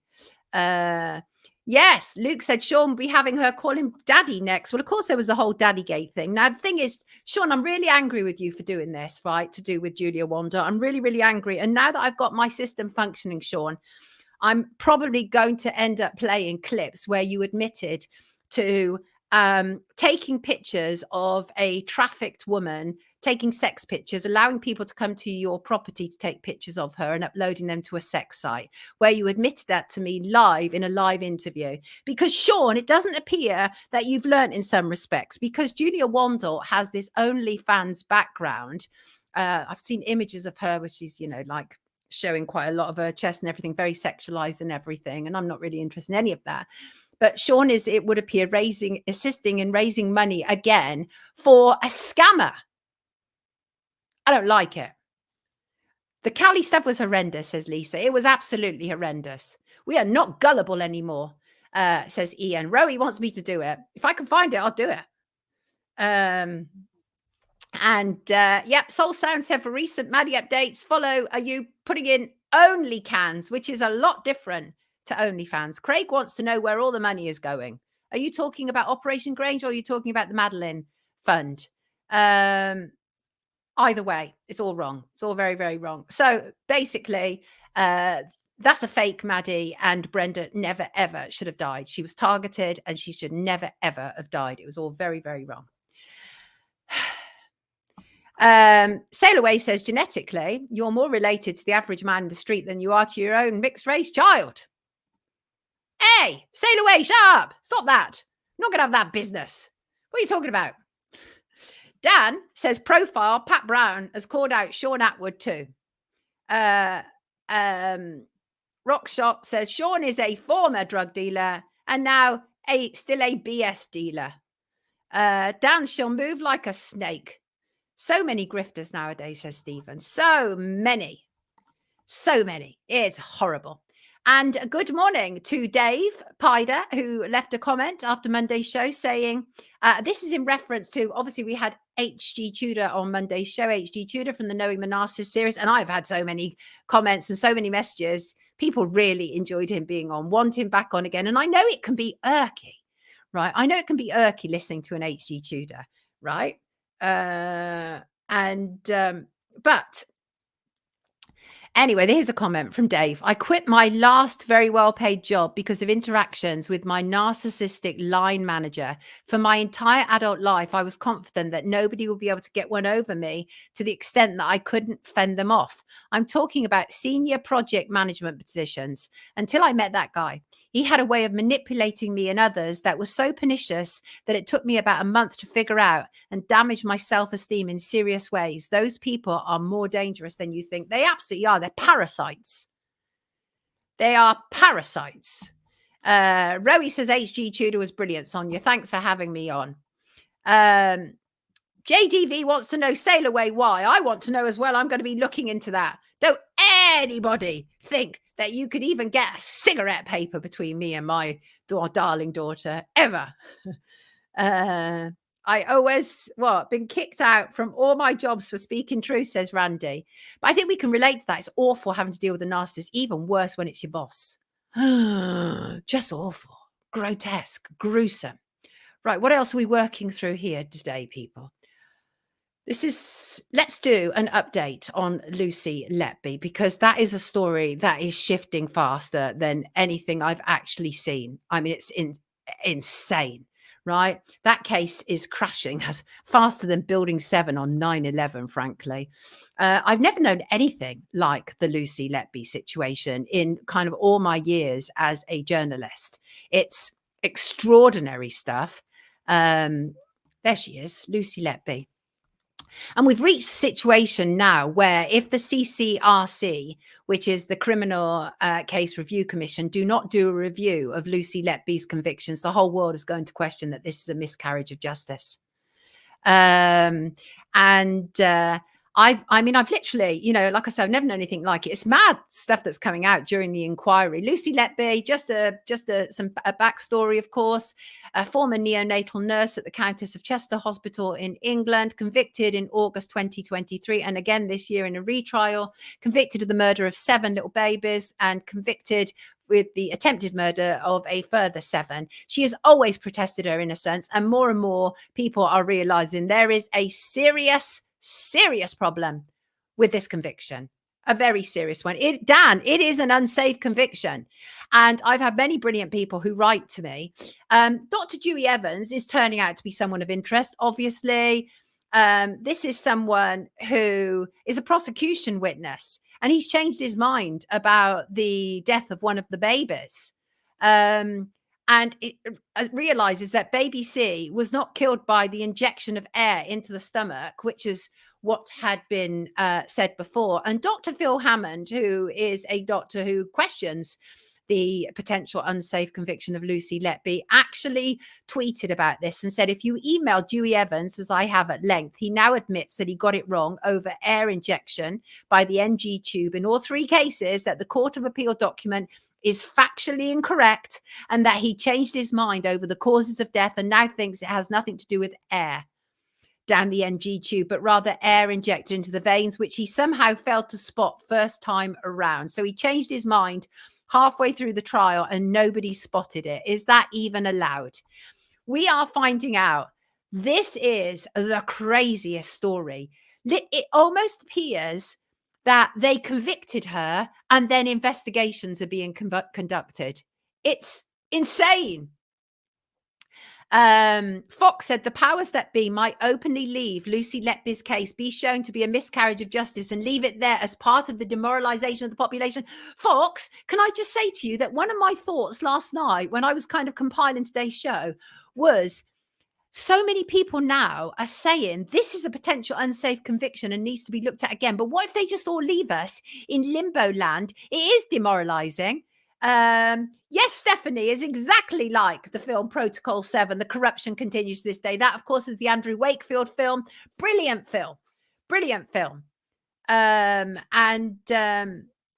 was not about Dan in the chat. Sorry, I meant Dan as one of the, I'm not sure what Randy is referring to there. Terrifying. My babies were premature. Oh, Jasmine, are your babies all right, though? Because it's so scary. They're so vulnerable when babies are premature.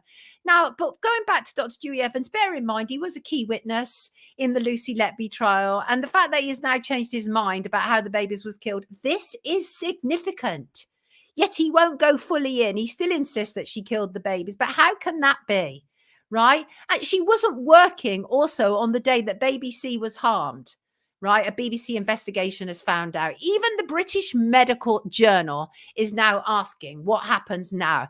Did a piece, right? This week, what date is it? I think it's this week. Let me just check it.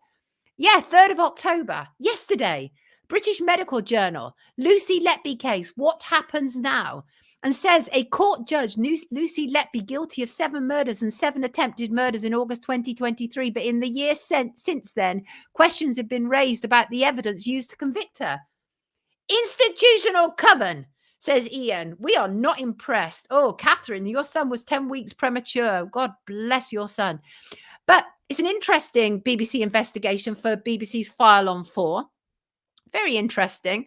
Senior doctors and scientists have expressed very serious concerns about the evidence, about the conviction.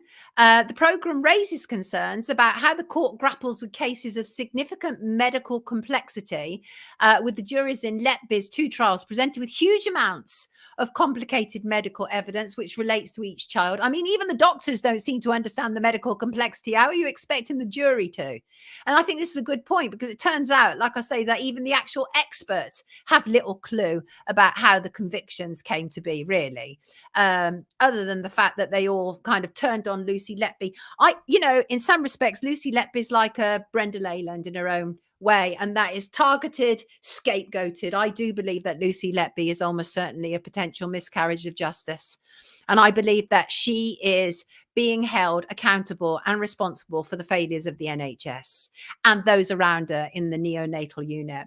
But it's very interesting, this File on 4 piece. Most of the experts who spoke to File on 4 were not present at the trial. They're not offering an opinion or otherwise on her guilt, but they've studied key medical evidence which was presented in court.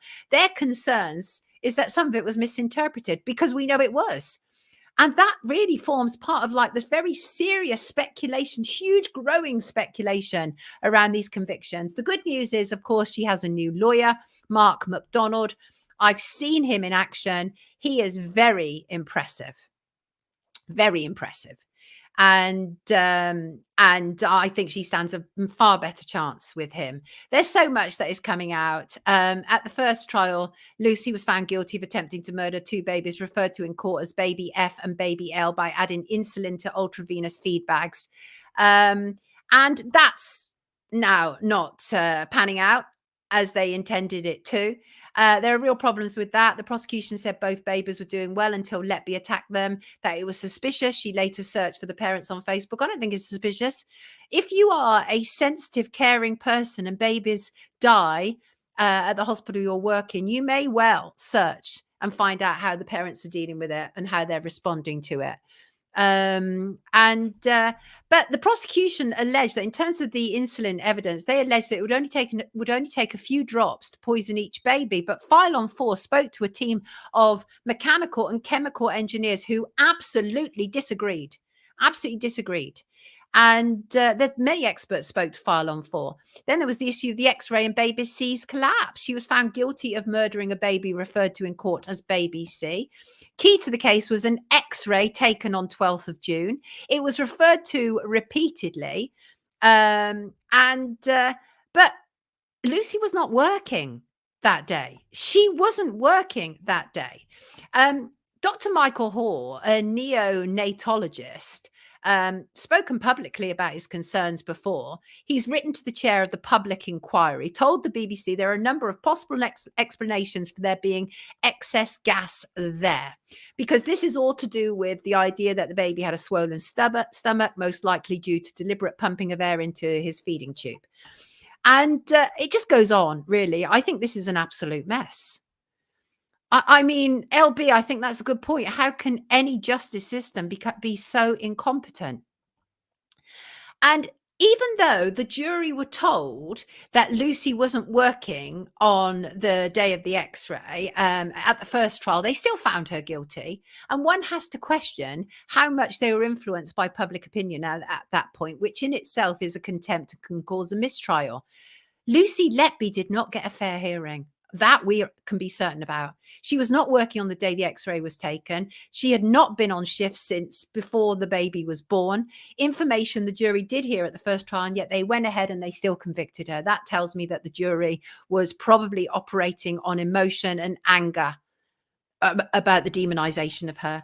And even though the judge reminded the jury that this x-ray had been taken a day before baby C collapsed, he didn't remind them that Lucy Letby wasn't even on shift.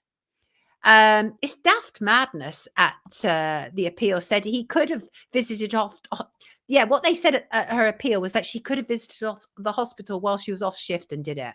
Some would say they were absolutely determined to nail this woman. They wanted to make her guilty, and they did a great job. And it's a travesty. It's actually a travesty.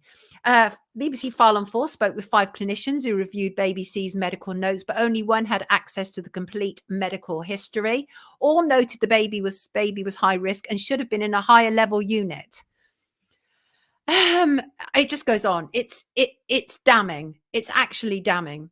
In August, 24 experts wrote to the government to share their concerns over the way statistics and the science around newborn babies was presented to the jury at Lucy's first trial. CPS are clearly looking to stick to this for the time being, by the way, because they told the BBC 2 juries and 3 appeal court judges have reviewed the evidence against Lucy Letby, and she has been convicted on 15 separate counts following 2 separate trials.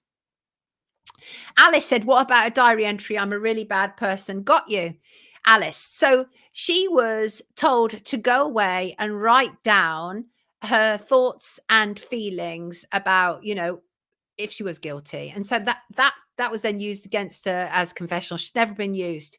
She was instructed to write down these things, to almost purge herself, to get it out, to toy with the idea. And Not Sure said, you don't suddenly become a killer after an upbringing like Letby. She sounded like a well-balanced adult to me. George, George, that's an interesting point. In 2022, the number of overseas doctors, this was past Lucy's time. Joining NHS England outnumbered the number of British medical students to enroll in medicine courses. Well, that is...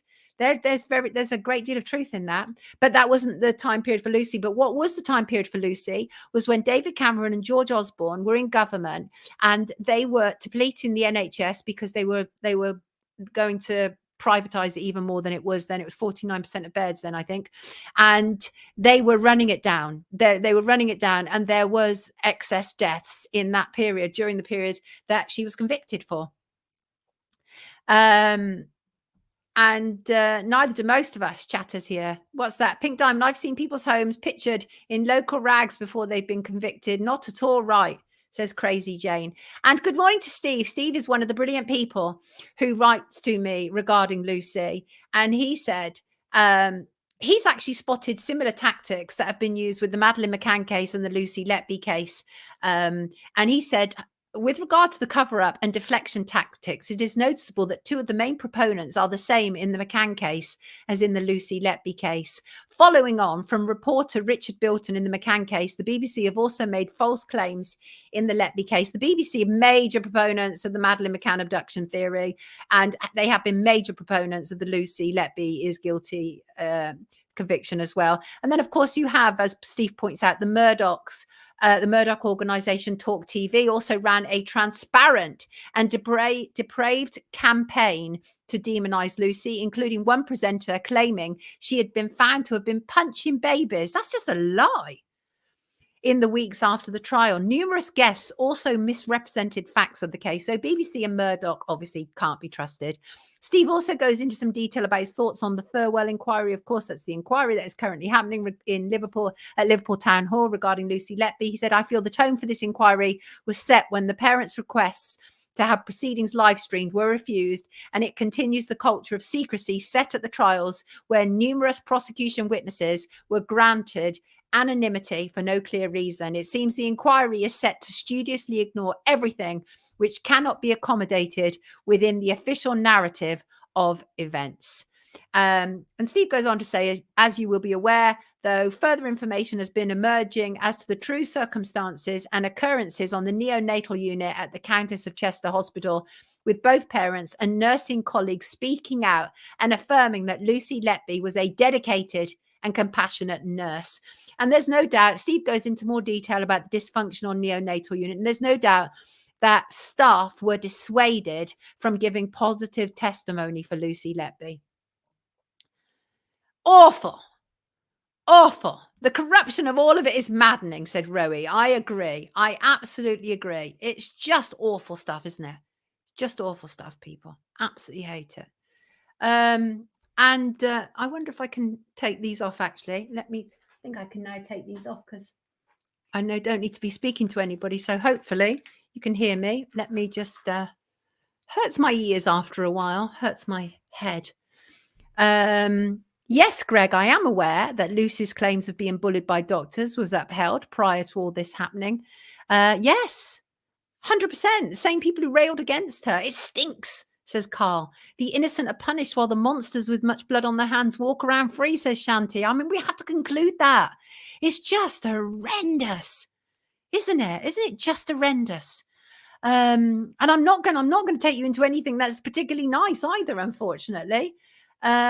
Craig said Mike Lynch confirmed as drowning. However, they won't say how his daughter died. Is that breaking news now, Craig? Mike Lynch, of course, was on the Bayesian yacht. Mike Lynch, a billionaire tech entrepreneur, was actually celebrating after a 10-year long legal battle in the States. Doctors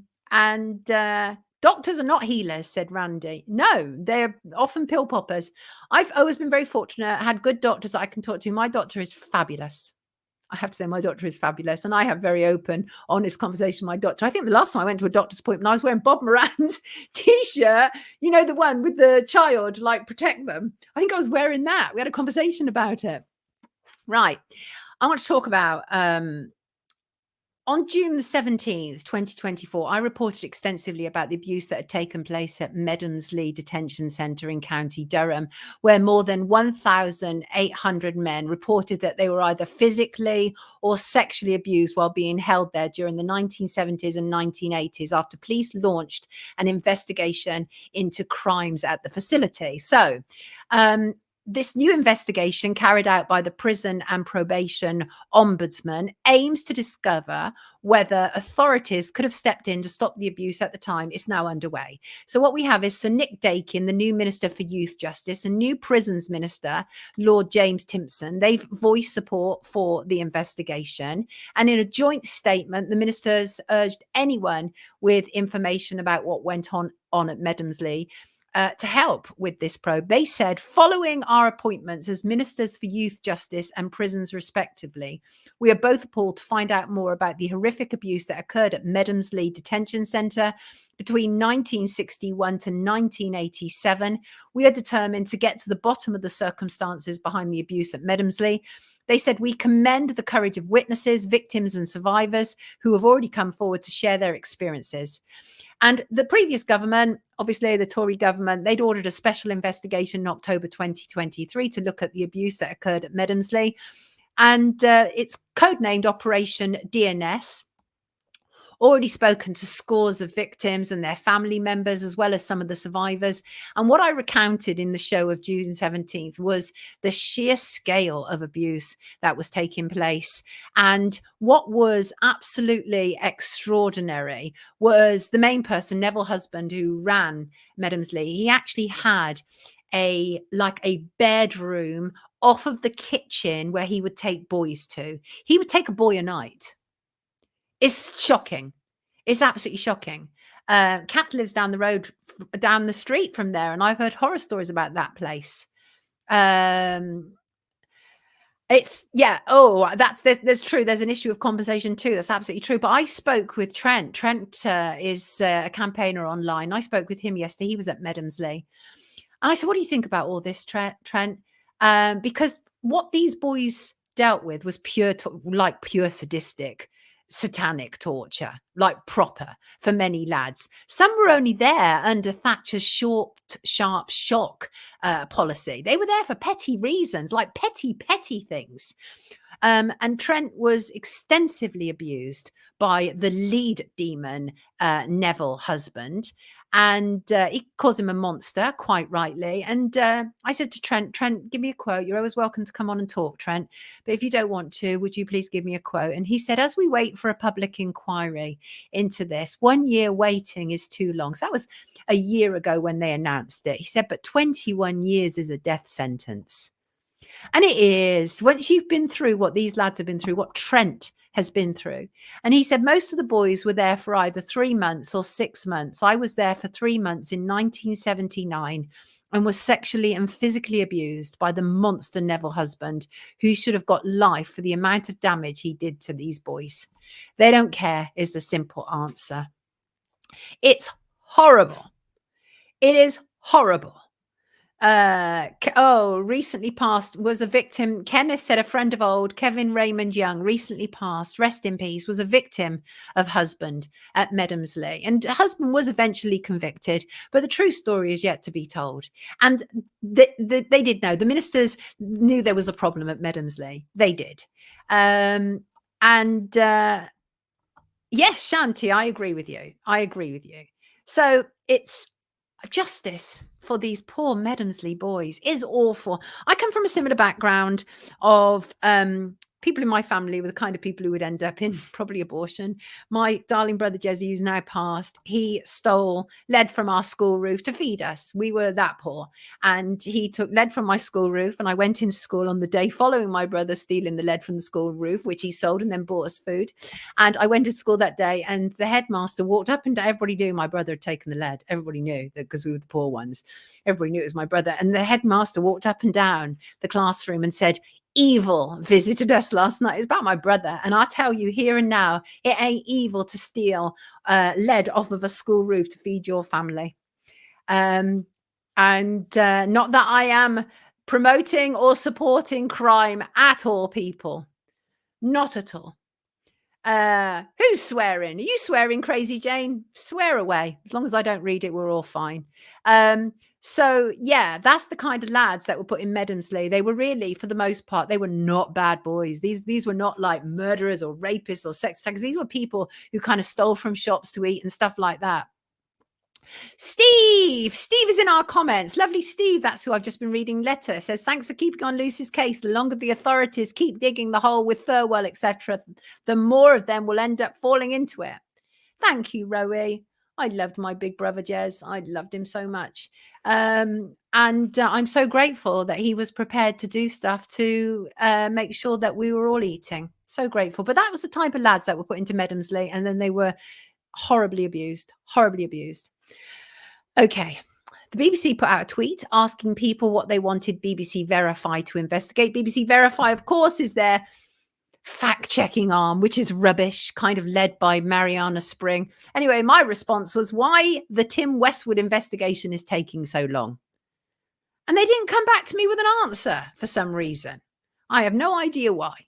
And by the way, 2 overprivileged arsewipes came together this week to celebrate the public raising funds for air ambulances. Why is this a charity, by the way? I'm talking about Prince William teaming up with none other than David Beckham to view the new London Air Ambulance Charity's helicopter this week. And this is an interesting picture. Tell me what you can spot, people. What can you spot in that picture other than William and David? Can you see what that it says on that air ambulance? London Freemasons, right? And that's what it says. And the pair greeted each other like old friends. They were pictured laughing in the cockpit together while William couldn't resist taking the driver's seat. But honestly, seriously, and some good questions have been asked, and that is, why is a life-saving helicopter funded by charity, but the Royals helicopter is funded by the taxpayer? Could somebody please explain that to me? Yes, Sasha. Wow, indeed. There they are, all proudly stood in front of the Freemasonry symbolism. They're not hiding anymore, says Soul Sound. No, they're not. But so they raised 15 million fundraising target to replace the aging fleet. This was an image that was taken at RAF Norfolk in Ruislip, West London. I have no idea why these 2 rich boys are coming together to celebrate other people raising money. No idea at all. I also cannot stand David Beckham, by the way. Can I tell you? I cannot stand David Beckham. He is such a crawler. Remember, he's so desperate to be Sir David Beckham. And I almost think that the Queen bloody-mindedly managed to refuse giving him one. He tried everything, didn't he? Like, David Beckham is your man who will do charity because it looks good. That's who David Beckham is. Yes, that is a real photo, Bijan. That really is. That is not a mock-up. That is a real one. Yeah, it's hard. His stupid voice, is Jacqueline, is Beckham is in the thick of Diddy downfall. Yeah, well, I mean, really interesting what's going on. I think a lot of stuff's going to come out. Don't forget, Diddy Cops have been in London this week talking to people about other potential victims. I love Intel Lady Stevens. Intel Lady has been a regular guest on here. She even did me a birthday message. She's brilliant. Is it a double? David Beckham attached himself to things just stay relevant, says JDV. Yeah, but he's also desperate to be a sir. He's absolutely desperate. Mary hates all the rules. She says they're all parasites. I'm just so sick and tired of charity in some respects, because I pay taxpayer money because certain things should be paid. And an air ambulance for people who need emergency medical service is something the taxpayers should be paying, shouldn't be. It should not be a charity. Simple stuff. It's really simple stuff, isn't it? What else? Oh, I hear they're saying that Nessie has been found. Can my Scottish viewers tell me if this is true? A seasoned Loch Ness skipper has spotted a mysterious shape on sonar and says he's never seen anything like it before. I'm looking at it now, actually. I don't think I've programmed it in, so you can't see it, but it looks like a bottle floating under the water. Sounds like a lot of those who do charity work. Nessie, does it reach to Australia, Nessie? I was absolutely captivated, still am actually captivated by the story of the Loch Ness Monster. Absolutely captivated by it. I can't help it. Anyway, what else? People, we are coming to a close. I see that they are muting to see what our reaction is going to be, that the state pension age will rise to 70. It's on the cards. Again, I think a lot of this is checking to see what the public reaction would be. We were talking about this yesterday. It literally breaks my heart to go into shops or see elderly people doing heavy manual work, which you almost certainly know they wouldn't have chosen to do themselves if they didn't need the money. I see quite a lot of people who work in charity shops and kind of stuff like that, and they donate. They are contributing their time quite happily, and that's a whole different thing than having to be a shelf stacker in Tesco's because you need the money, and it's just wrong. Again, I pay my taxpayer money because people should be able to retire at a reasonable age and enjoy a reasonable life thereafter. Thank you, MK Ultra.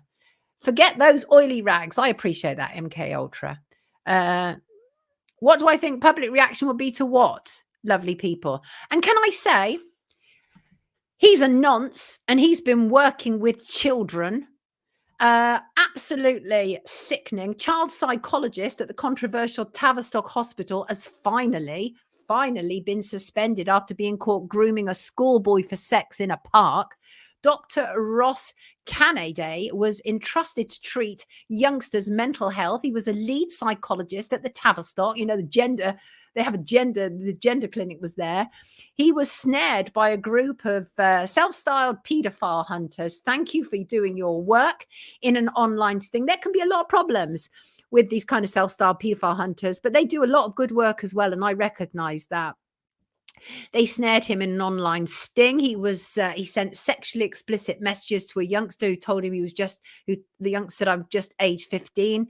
He's a 53-year-old psychologist. He met up with his would-be victim in a Nando's restaurant, then arranged to go to the local park to have sex.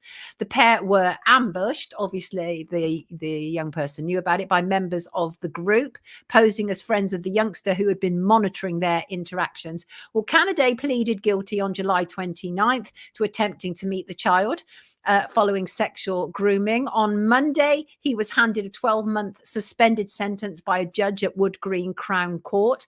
Although he was spared jail, he was sacked by the Tavistock. But he still had his license. But yesterday, his license from the regulator was finally suspended. He's worked at the Tavistock Trust since August 2020. Imagine all the young people, all the young, confused people who have gone through that man's hands. It just makes me shudder. It just makes me shudder. He lives in Enfield, North London. the person defending him, Archie Manby, said, Manby, isn't that a bit unfortunate for somebody defending somebody who worked at a gender clinic, said he'd been working in an incredibly high pressure environment within the NHS as a clinical psychologist, but had now lost his employment and good character. He never had a good character if he's grooming a child, a teen. He never had a good character. That was just a front. And I know that, you know, everybody has the right to be defended and everything, but sometimes don't you just want to vomit at some of the defense that they give? Anyway, a trust spokesman for Tavistock said, we can confirm that a former trust employee has been convicted of offences involving a minor. As soon as we were alerted to the police investigation, we suspended the individual and subsequently he was dismissed. So there you go. Makes me sick. Makes me so sick. Sick of them all.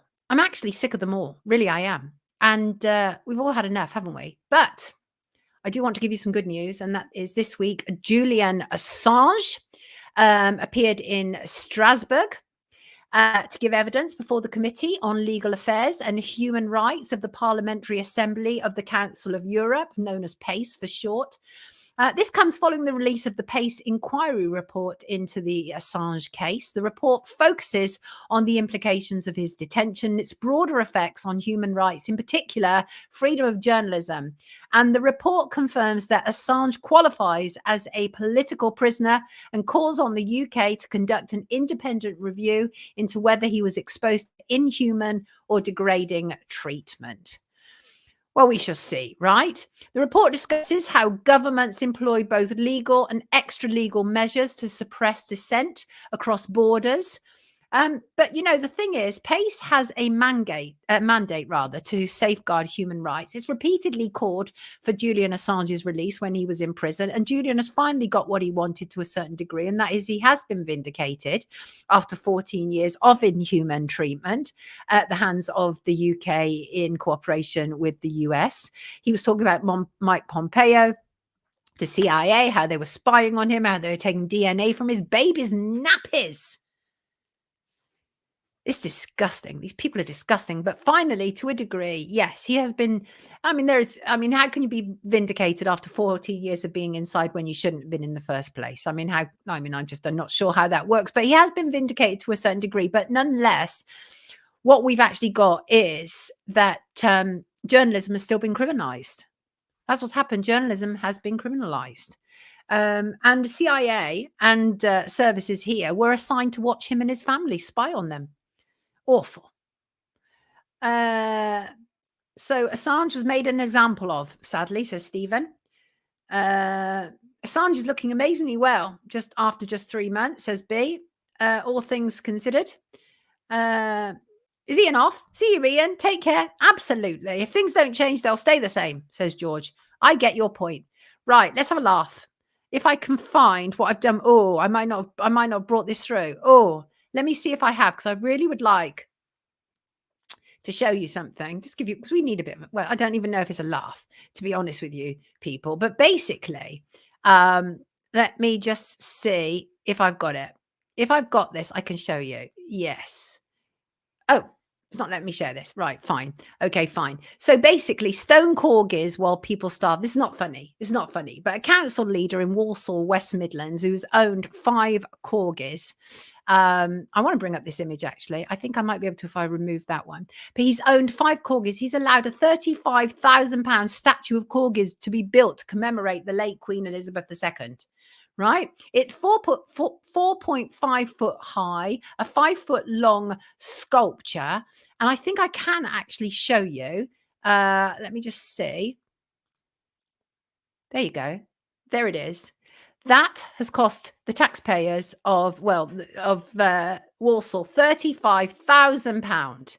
And dogs are barking at it as they go past and trying to drink from the water bowls. And apparently the late Queen attended the Arboretum in 1962 on her first official visit to Walsall as monarch. And Mr. Perry, who is the council leader, said the statues were funded by last year's budget and had no additional financial strain on the authority, which wanted to deliver something of real significance. It's just ridiculous. £35,000 as the people of Walsall have had a council tax hike. last year and this year. It's mad. The sculptures were created by Julie Edwards and Ron Thompson of Walsall-based arts partnership Planet Art, and they are now featured in the 170-acre park. So there you go. At least make them useful for dogs to drink out of. It's a bit rough, says Gavin. It is a bit rough, isn't it? Isn't it wonderful that I can now play with things with you guys? That sounds a bit odd, doesn't it? But isn't it wonderful I can now bring you images? Because I think it's so important to be able to actually tell these stories. I think imagery is really important. And now that I know that it's all working, all I have to do is sort out how I bring myself back. But now I know it's all working, I'm going to go through my footage, and I'm going to be bringing you some footage that you have never seen. You have never seen, including when I doorstepped Dr. David Payne, who was on holiday when Madeleine McCann went missing. Footage that you have never seen before, ever. And can I just say thank you to my mate, Craig Campbell, he's in the chat, who decided to seek advice from Chat GPT. I still can't remember the full title of that, about me. He wrote, describe yourself to my friend Sonia. She's never used AI or Chat GPT. I think it would be a great tool for her. She produces her own show. And Chat GPT said, and hey, Sonia, an AI developed by, I'm Chat GPT, an AI developed by OpenAI. Think of me as a digital assistant that can help you with almost anything involving language, whether it's brainstorming ideas, writing scripts, researching topics, or just having a creative conversation. If you're producing your own show, I can help with tasks like generating dialogue, summarizing content, or even structuring episodes. I can also be a sounding board for ideas or help with anything from technical research to creative inspiration. I'm available 24/7, so if you need help with tight deadlines or late night inspiration, I'm here to help. What? My concern is this will take out a whole team of people. Like literally, we're making people redundant. It can take 20 to 30 people to run a show, right? Like this morning will take more, 20 to 30 people. That literally is reducing it down to like one person doing the whole thing. Is this a good thing? I wonder. Is this a good thing? Let me have a slug of water. I wonder. Don't forget, they want to book this into people's brains. Walsall folks, stop paying your council taxes now. Speak with your wallet, says Tara. Wait, yes, Flickin, I have the best moderators online. Yes, I do. Yes, I do.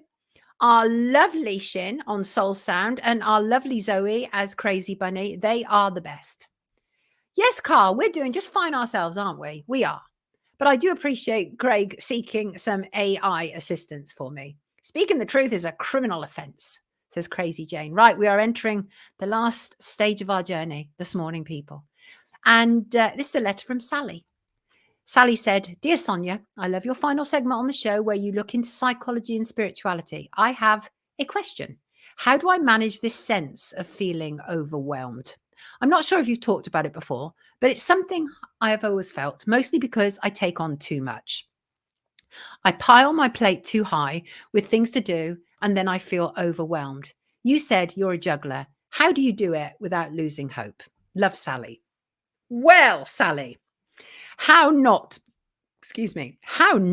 to feel overwhelmed? Okay, well, so here's the thing. Obviously, when you feel overwhelmed, you're kind of like flooded with thoughts. Your emotions can feel all kind of out of sorts. You can get physical sensations. You get a very visceral reaction to feeling overwhelmed. And it can often be related to a specific problem. And that's really important to understand, Sally, that everyone can feel overwhelmed from time to time. It's only when it's like a constant reaction that there is a problem for you, and of which I am more than happy to share tips with you. I used to feel overwhelmed because I am a juggler and I do take on a lot. But the first thing I would say about if you are someone who perpetually feels overwhelmed, you have to learn to say no. You have to learn to say no more often. Kath feels overwhelmed often, but I stop.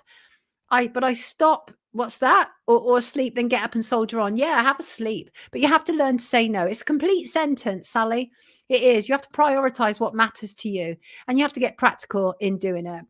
But first of all, anybody out there, how to recognize if you are feeling overwhelmed. First of all, tell yourself it's okay to feel overwhelmed, because that immediately comforts yourself, and that's a good thing.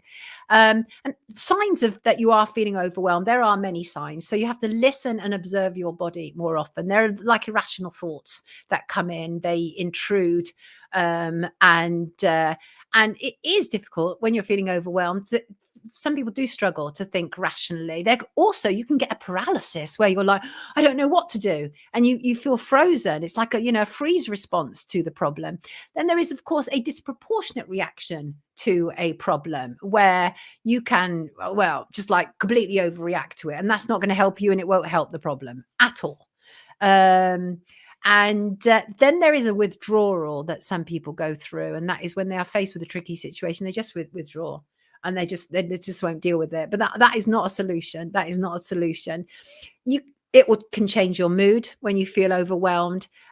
Oftentimes feeling very pessimistic, that is all too much, that you have the world on your shoulders, that you can't cope, you can't survive, you can't deal with this. You'll get physical symptoms, because the problem about feeling overwhelmed is it will impact your physical health. You might get a racing heartbeat, you might have difficulty with breathing, you might get fatigue, you might get dizziness, you might get cramps, you might get headaches. All of these different things, upset stomachs as well. That can indicate that you are feeling overwhelmed. So I've put together a little plan of how to overcome challenges in your life that may make you feel overwhelmed. And I hope that they help you, Sally. I do. I live by this myself, by the way. So I'm not going to read out the whole 10 points because I don't need to, but I'm going to just kind of sum it up, because I've written a really long document and it will go on forever, and we can't do that because it's already 11 minutes past 9, people. No, it's not. It's 9 minutes past 11. That's what it is. Plan for the worst always, says DJ Dark Side Jungle. Yeah, I kind of think like plan for the worst and think for the best. That's how I operate. So first of all, make a plan, right? You don't know what is going to happen in the future, but you can always do your best to plan ahead. That's one way I do that. When I this year, the rest of this year, like this week has been absolutely insane. Let me just say, as an aside, this is about planning. This time last year, I had not really done a proper solo show on my own, because I'm actually, believe it or not, I'm actually very shy. I'm more shy than people realize I am, certainly in public settings. I did my first proper show, even though I'd done hosting gigs and stuff like that, but I did my first proper show on my own in December last year. Loved it, really enjoyed it. And I've now, this week, I totted it up. I've now been booked for 4 shows before the end of the year. And I'm so excited. And one of them is a return to Edinburgh, where I went in June. And I'm so excited to go back to Edinburgh. Yes, Jasmine, I am actually shy. Truly, I am. And Shug, I believe you. Valerie says, I can see. No, I'm not shy in front of the camera, but I'm shy in public settings sometimes, especially when you walk into like parties and stuff like that. And because oftentimes people know me and I don't know them, and that makes me feel shy. It does. It's just who I am. But anyway, the point is that because I've got all these things coming up this year, 11/11, people. It's 11/11. Yes, Greg. Greg got there before me. Well done, Greg. Well done. And Colin. And but I'm overcoming that. I'm literally overcoming that. Ask anybody who knows me. They will tell you how shy I really am, which is hilarious. I know I don't come over that way. But anyway, but the point is that I'm planning out this year, and that includes making sure that we do our shows Mondays and Fridays, and being able to fit in all these other things and all other legal issues and other stuff that I've got coming up and everything. So I plan it all out, and that already makes you feel in control and not overwhelmed. And also know you're not alone. Every person in this world has low points, right? Some handle it different, some hide it better, like I hide my shyness and all those kind of things, but you are not alone in feeling overwhelmed. And also, don't be afraid to ask for help. Most people are perfectly happy being asked to help. That's my experience. And feel your feelings. Stop masking them. Stop ignoring them. Stop denying them. Feel them. If you feel angry, feel it. If you feel frustrated, feel it. If you feel dejected, abandoned, hopeless, feel them. Feel them fully. Write them down. Do some free-flowing writing and accept support. You know, the thing is, asking for help is only one side of it. You have to also be prepared to accept the support that is also offered to you and help others. It's amazing. Honestly, I truly believe that when we're in the service of other people, it solves a multitude of problems. And please, in order to stop feeling overwhelmed, think big. It's so easy when you feel overwhelmed to see yourself, you know, that big kind of pointing hand like they use in the lotto. It's you. It's so easy to see yourself like that. But it's not like that. You're bigger than that. You are bigger than that. Yes, you are. Yes, heed in the silence. It's true. Crazy Jane said, in my defense, I am bipolar. Are you shy as well? See How We're Living is having a psychic reading this afternoon. First time in over 20 years. Wow. And also, in order to be able to overcome being overwhelmed, you need a positive mindset. That pessimism will just take you down. It's not good for you. You deserve better. You deserve better. Yes, you do. Don't give up. When challenges arise, just tell yourself that this is all part of your journey. This is all part of the landscape. One day you'll be able to make sense of it. Even if you don't make sense of it there and then, one day you will. And I think it's really important to kind of stop trying to work so hard and just work smarter. There are ways to do this, right? There are absolutely ways to do this. So Sally, I completely get your point. I really do. That sometimes, and also, right, be careful that feeling overwhelmed hasn't become an addiction, because in the same way as feeling sad is an addiction for some people, it's like their default position. It's like, I feel so sad, but actually that's just become a default position to them. And I wonder whether perhaps feeling overwhelmed has become a default position to you. So maybe take some time. This is perfect at the moment. We're changing the seasons and eclipses are happening and all these other wonderful things. So maybe this is the perfect time to do a little recce on who you are. And one of the things that I like doing is I take 2 sheets of paper and on it, I title it Things I Love, and on the other I title Things I'm good at. And that is often how you find out where your priorities are. The reality is, when you talk to people who work in hospices, then they say that people are on their deathbeds. They do not talk about how they wish they'd have spent more time in the office or more time working, unless you love your job. I will probably do this job up to the day I die, right? Because I love it. But not everybody loves their job. And some people do it purely because they have to make the money. But I actually love my job. I've said this before. It's more of a calling than a career. And I love it. And so that's a whole different set of circumstances. So what are we going on? It's so twisted, but keeping lovers law, we will cure. Only done shows since last year, but you had your show. No, Kennedy, different. Talking about public shows, like going out with an audience. No, Kennedy Williams, yeah. I did have the show on BNT, but that was still run by BNT. This is my own show.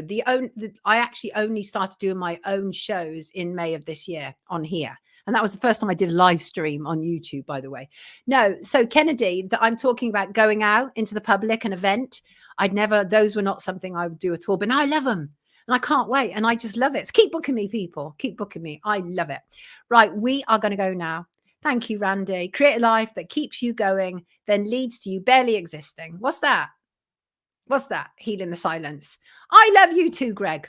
I love you all. You're all amazing. Thank you, Kath. Brilliant show. Great chat and amazing mods. They are amazing. We love them. Gotcha. Thanks. Any idea for UK? Oh, Kennedy, do you want an exclusive? Kennedy is asking me, what is my UK column chat? Kennedy, you're going to get an exclusive right here because you asked, right? I am going to be talking about my journey into the sexualization of children. That runs from about 2003, when I first realized it was happening, up to present day. And that will encompass my documentaries. That will encompass my Madeleine McCann documentaries, Paedophiles in Parliament, the Diddy investigation, nationally and internationally, the sex trafficking of children. That is what I'm going to be talking about, Kennedy. And you have just got an exclusive. There you go. Thank you, Shalini. Thank you, Em. Thank you so much. Thank you, Hoax. Cheers all. You got it, Kennedy. You just got an exclusive. See, if you don't ask, you don't get. Kennedy asked and he got. Absolutely. Who is the best YouTube podcaster at the moment? Wait, if you don't say me, LB, then I don't know where we're going. Thank you, Lisa. Have a lovely weekend to you all. I want to thank you all for being here. Thank you to my wonderful mods. It's now 17 minutes past 11. And you are all amazing people. This has been an incredible show. Thank you to my guests. Please help us find Jack O'Sullivan, please. And I want to end on a quote because I think it's important to. And that is, don't let the entire staircase overwhelm you. Just focus on that first step. I'll see you Monday. Take excellent care of yourself, people. Lots of love to you. Have a wonderful weekend.